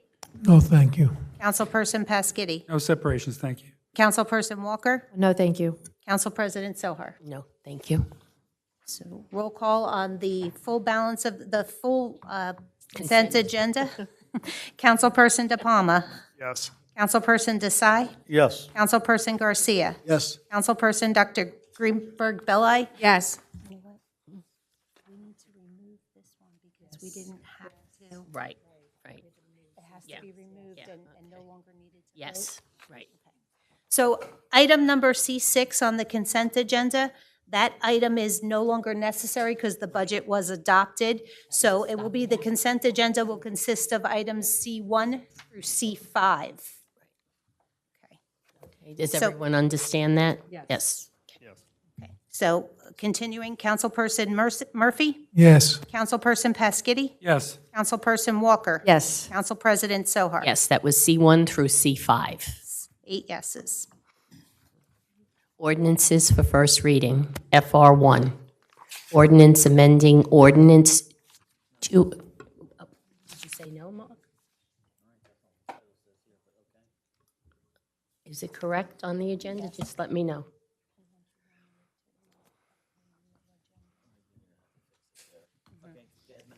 Okay, FR1, ordinance amending ordinance 2022-01, fixing the salaries of certain officers and employees of the Township of Old Bridge for calendar year 2023 and 2024.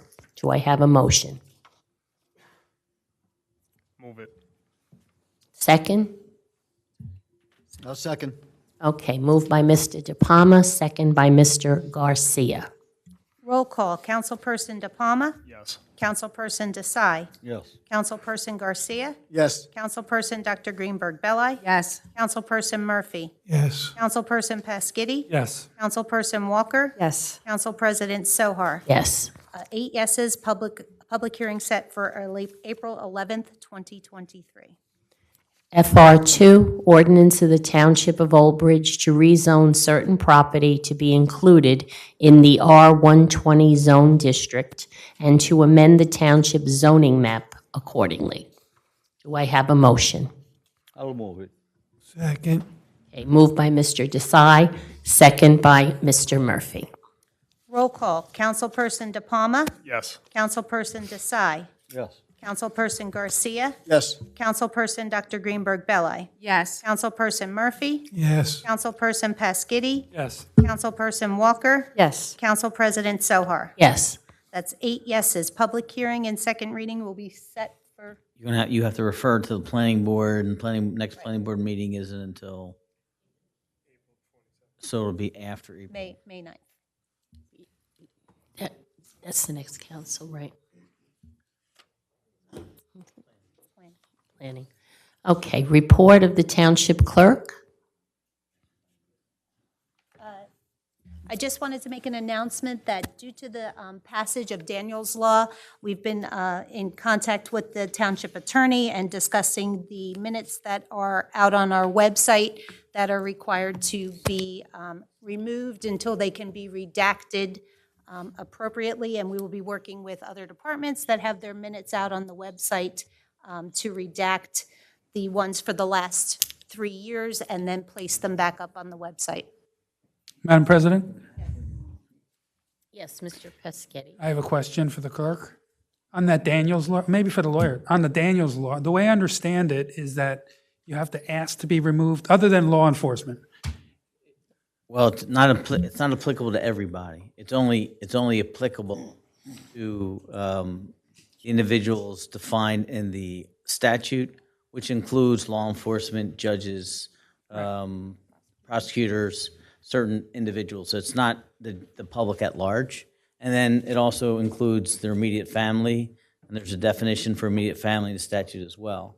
And so then what they did was they recently opened what's called a portal, and anyone who wants to make their request, they have to go to this portal, which is a state website where they make the request. The Office of Information Privacy, they'll review it, and if they okay it, clerk's notified, and then that particular person, their information, basically their home address, phone numbers, identity, is then removed for any public document. They'll get redacted. So I'm trying to ask this question because I noticed our GIS map has removed all the information of who owns certain properties, and I was... So here's the problem. Well, and it's not, problem is, I understand the intent of the statute, and even they delayed the rollout. They didn't think it through. What a surprise. And so they didn't think about the fact that municipalities have all this information on their website. One of the reasons why I always say you should be careful what you put on your website. That being said, it not only includes our GIS map, tax office, information, construction office. So they didn't say, hey, here's they didn't give you a playbook. They just said, here it is, go figure it out. And so then when he contacted the state and say, well, how are we supposed to do this? Go figure it out. So that's what we're in the process of doing. And so because it's retroactive, right? So it doesn't just apply prospectively.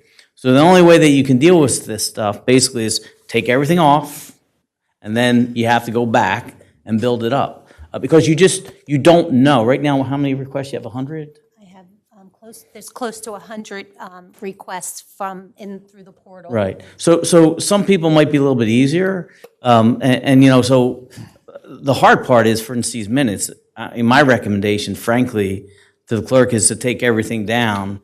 Prospectively, all the departments have to realize that we have the people who've made requests, ensure that those individuals don't appear in these minutes, and then on an as-needed basis, to the extent that you only have to go back 3 years because that's what the document retention schedule requires. We keep 3 years worth of prior minutes, and if someone asks them, then you go through it. Because otherwise, somebody has to review every single minute. They're going to have to go back to the extent that we have meetings that are published on YouTube. They have to be pulled because you have to make anything that's on the internet. that's posted has to be removed, and you have to look for these individuals for removal. So it's a work in progress, and I was going to bring it up if Kate hadn't, that we have to try to address because there are fines associated with it. I think it even includes a third-degree offense, I think, if it's found to be intentional. Right. It's the criminal right. fines, not So that's right, a third degree, so, Taking Kate away to jail. yeah, I mean, Well, so it's Mark, a Mark, lot of work. Furthermore, they complicate it because there are exemptions. So the assessor whose system we rely on for block and lot and information and mod 4 information, everything is built from that. That's how it was designed. Now, he's exempt, yet the rest of the staff is not exempt. And so he only removes in certain, and it has created tremendous confusion for Well, Paul, part of the problem is, though, it's done at the county level for the tax assessors, so that they took the easy approach, and they just took And everybody's the real names out. estate, real estate agents are exempt. Yeah, I mean, how do we deal with that? right, well, I There's mean, there's no thought. right, so entire we law. can, that can be, that's I think, a lifetime discussion. It's not even a debate, it's just a discussion. So, right, we are, again, the municipality is stuck with the difficulty of trying to thread the needle, right? And so, right, there's always impacts, and that's why the GIS, because that's information comes from the tax office, and what they like remove everybody's name, and which has made it difficult. So, it's one of those things, I guess, unintended consequences, but they're real, and we got to deal So with it. other than law enforcement and judges, you know, the obvious ones, the ones that are stated in Right, the and it's- law, other than that, everybody else is permissible. Correct. Okay. They're contemplating expanding the law to cover Township attorneys. council people. Yeah, but we can request it. employees. If any council person requests with Daniel's law to have their name redacted, then we get that privilege. If they amend the law to include council people, they have not yet. See, right now, the systems are not designed to handle this completely confusing law. They're not designed. So the only thing we could do is to comply. First step is to take everybody's name off. That's the only way we can handle, otherwise we'll be in a violation of the law. Okay, thank you, Madam President. And the tax assessor removes name. The clerk is required to redact address. So now we've got name and address coming and out. telephone numbers. And telephone numbers. And the other problem is immediate family members. Well, how are you supposed to figure that out? They're listed in the portal. Yeah, but I'm just Their saying. names, but how do I? Right. Children, what information do I have to redact about children of a protected person? It's hard. Okay, does anyone have any other question for the clerk? Seeing no hands, I'll ask for a motion to Move it. accept her report. Okay, moved by Mr. Pischetti, second by Mr. De Palma. Caro? Councilperson De Palma? Yes. Councilperson Desai? Councilperson Garcia? Yes. Councilperson Dr. Greenberg Belli? Yes. Councilperson Murphy? Yes. Councilperson Pasquitti? Yes. Councilperson Walker? Yes. Council President Sohar? Yes. 8 yeses. Okay, Township Attorney report. I chimed in enough, thank you. And once again, Administrative report. Mr. Shah. Yes. Thank you, Council President. Administrative report for March 28, 2023. Item 1, CDBG fiscal year 2023 draft annual action plan. The Township of Old Bridge is currently preparing a draft 2023 annual action plan for the Community Development Block Grant Program. It will be available for review and comments from April 1st to April 30th. Citizens may submit their comments through the mail or in person, Monday to Friday, 8:30 a.m. to 4:30 p.m. Comments submitted by mail should be addressed to Himanshu Shah, Business Administrator, Township of Old Bridge, 1 Old Bridge Plaza, Old Bridge, New Jersey, 08857. Citizens may submit their comments through email to Nicole Shapiro, Director of Community Development and Township Engineer, at nshapiro@oldbridge.com. Copies of the plan are available for public inspection during regular township hours at the Office of Business Administrator and online at oldbridge.com/projects. Comments will be received until April 30th. Item number 2, Middlesex County Paper Shred Event. On Sunday, March 26th, the first yearly Middlesex County Paper Shred Event was held at the Old Bridge Township Municipal Complex. Recycling Department we thank employee from the Public Works Department and County Recycling Department for helping to make this a successful event. Approximately 650 cars came through from all around Middlesex County to shred their confidential documents on site. For information on upcoming county events, please visit oldbridge.com/recycling. Item number 3, curbside pickup. There will be a township-wide TV pickup on April 11th and April 13th by ward.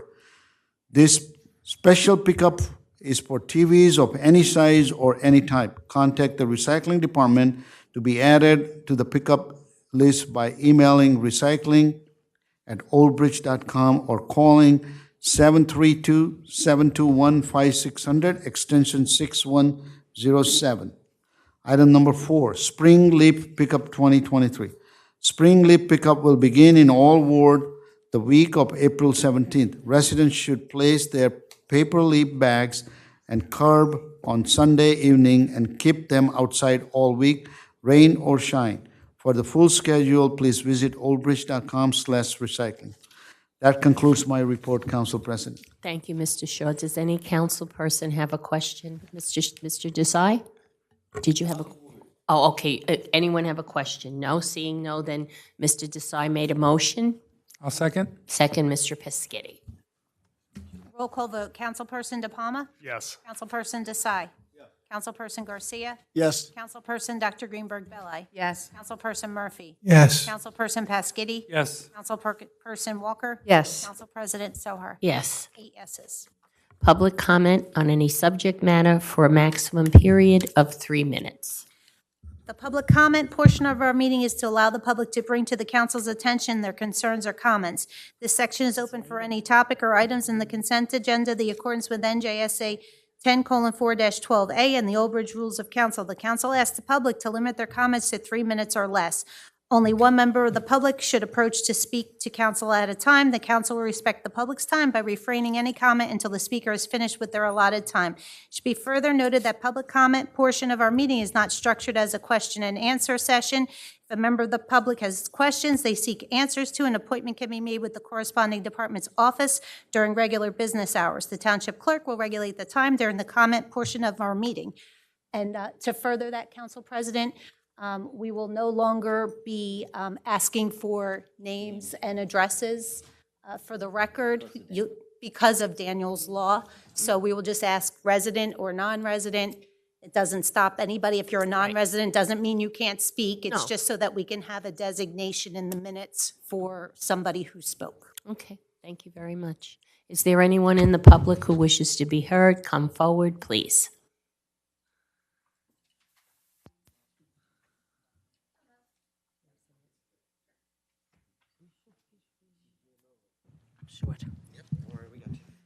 Thank you. I live in Old Bridge. I'm a resident. I want to thank the mayor, Mr. Shah, and the entire team, everyone who had anything to do with the budget. It was fantastic. I think I speak for myself, and I'm sure I speak for a lot of people. And the presentation, Mr. Shah, was really terrific. And I think the federal government should come to Old Bridge and see how things can and should be done. Thank you. Thank you, thank you. Is there anyone else in the public who wishes to be heard? Okay, seeing no hands, I will close public portion and go to council comments. Oh, yeah. If the staff wishes at this point, feel free to leave. I know it's been a long evening, and I think you're going to say run, but no, really, thank you all for attending and being part of this process. That's what makes the process so strong and successful. Thank you all so much. Now, we'll go to council comments. You guys can't leave. Council comments, Councilperson De Palma, you're first. Thank you. So again, thank you to the mayor and the administration for the budget. Very happy that it passed. Very happy that our residents are getting a decrease in the municipal tax levy. Also for everyone out there who celebrates, happy Easter, happy Passover, and for all the Old Bridge students, have a wonderful vacation next week. Some of the parents are dreading it, but for the students, refresh yourself at that final sprint to the end, to the summer. Everyone have a safe and wonderful time. Thank you. Councilperson Desai. Rather than a comment, I had one question which I wanted to ask during the capital project presentation. Mr. Shah, it's a simple question. Can you give me approximate number what, as of today, we have outstanding balances of previously issued bond and loan? I can't tell you right now because we represent 5 years, and you looked at it, it was about $3-4 million. But there are more years prior to that that we have a balance. So I will email the complete list. You can give me in next meeting. That's okay. Fine. I just want curiosity, want to know sure. what is going on. Okay. Councilperson Garcia. Yes, thank you. I again want to thank the mayor, Himanshu, Dawn, Vicky, all the department heads. That was a great budget. Thank you. Great presentation, of course. I know it was a lot of hard work, so thank you again.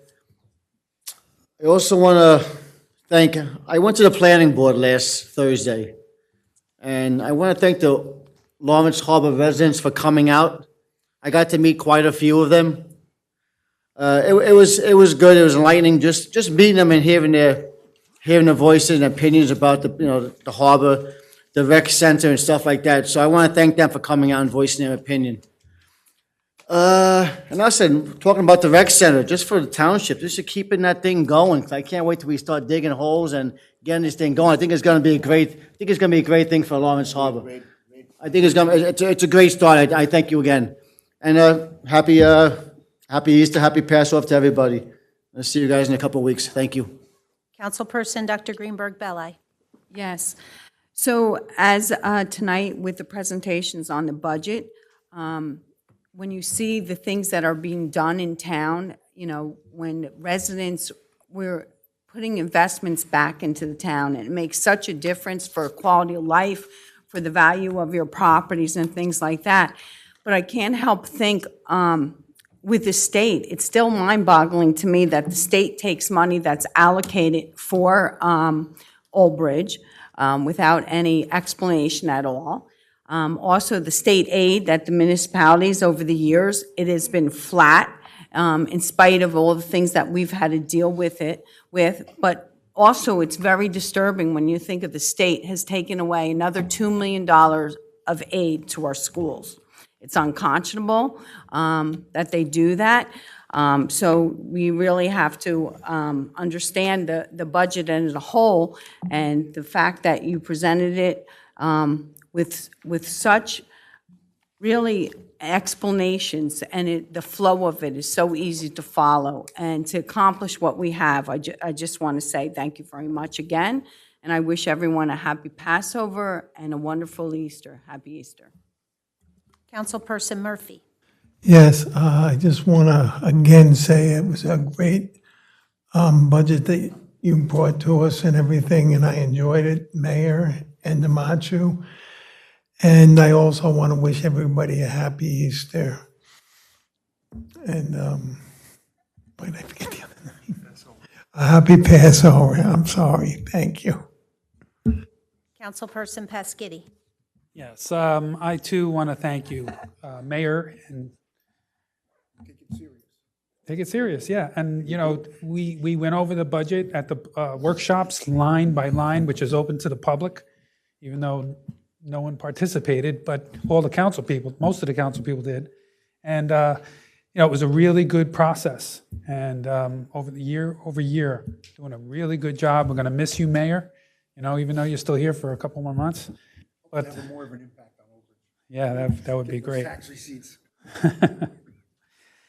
And yeah, I do want to just thank all the department heads. You guys are doing a great job, all your guys that work for you. I know it's a team effort. And yeah, happy Easter, Resurrection Day, and happy Passover to everybody. Thank you. Councilperson Walker. Once again, I want to thank the mayor, Mr. Shaw, for a great presentation, the department heads for all your work.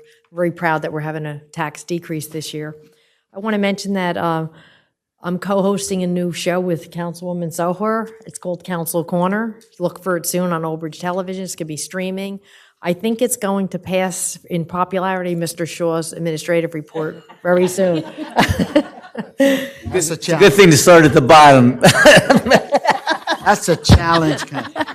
Well, we're Council going to Vice have like a survey. It's always good to pick a low bar. I'm very happy we accommodated the process, and I think it seems to be a very good process. I think the first show will be a hit. I think so too. I think we're going to have autograph seekers coming into the chamber. Now, you have to but- pass mayor's PSA, though, the popularity. Okay. So I hope you look for the show. We're going to have new guests. We think it's going to be exciting.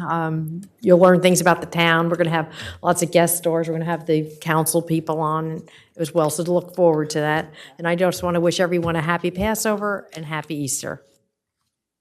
Council President Sohar. Yes, I think tonight was an extremely positive night for us, and I think it was a win for the residents of Old Bridge. I really feel like we provided a good, stable budget for you. We took into consideration your needs, and I think that's really important that we put you first. Even like Mayor said with the capital projects, we have invested $70 million in you, and that's how it should be. And I hope we continue on in this vein, and I think we will. Mr. Shaw was an excellent presentation, as always, very, very professional. And I think everybody tonight was a winner. As far as our new television program is concerned, I think it's going to be very exciting. I wanted to thank Amy and Jacob. They really did a lot for us, following us around. He's waving over there, following us around and taping that, and really being very helpful in getting us, introduced to this new world of being on a television program. So hopefully we'll do like she said, our ratings will be higher than yours. You're going ward by ward, right? Oh yeah, no, we're going to go Kevin will ward be by the first ward. guest. And we're gonna make sure that we have a lot of, people come on and give updates as to what's going on in their various departments, gentlemen. And it should be really a very informative, very nice program. So please do make sure you watch out for it. We'll be on every kind of platform, huh, Deb? Goodness. Okay. Well, thank you all so much. Have a great evening. Happy Easter and a happy Passover. Thank you. Motion to adjourn? Move it. Second. Roll call. Councilperson DePalma? Yes. Councilperson Desai? Yes. Councilperson Garcia? Yes. Councilperson Dr. Greenberg Belli? Yes. Councilperson Murphy? Councilperson Pasquitti? Yes. Councilperson Walker? Yes. Council President Sohar? Yes. Meeting adjourned at 10:03 PM.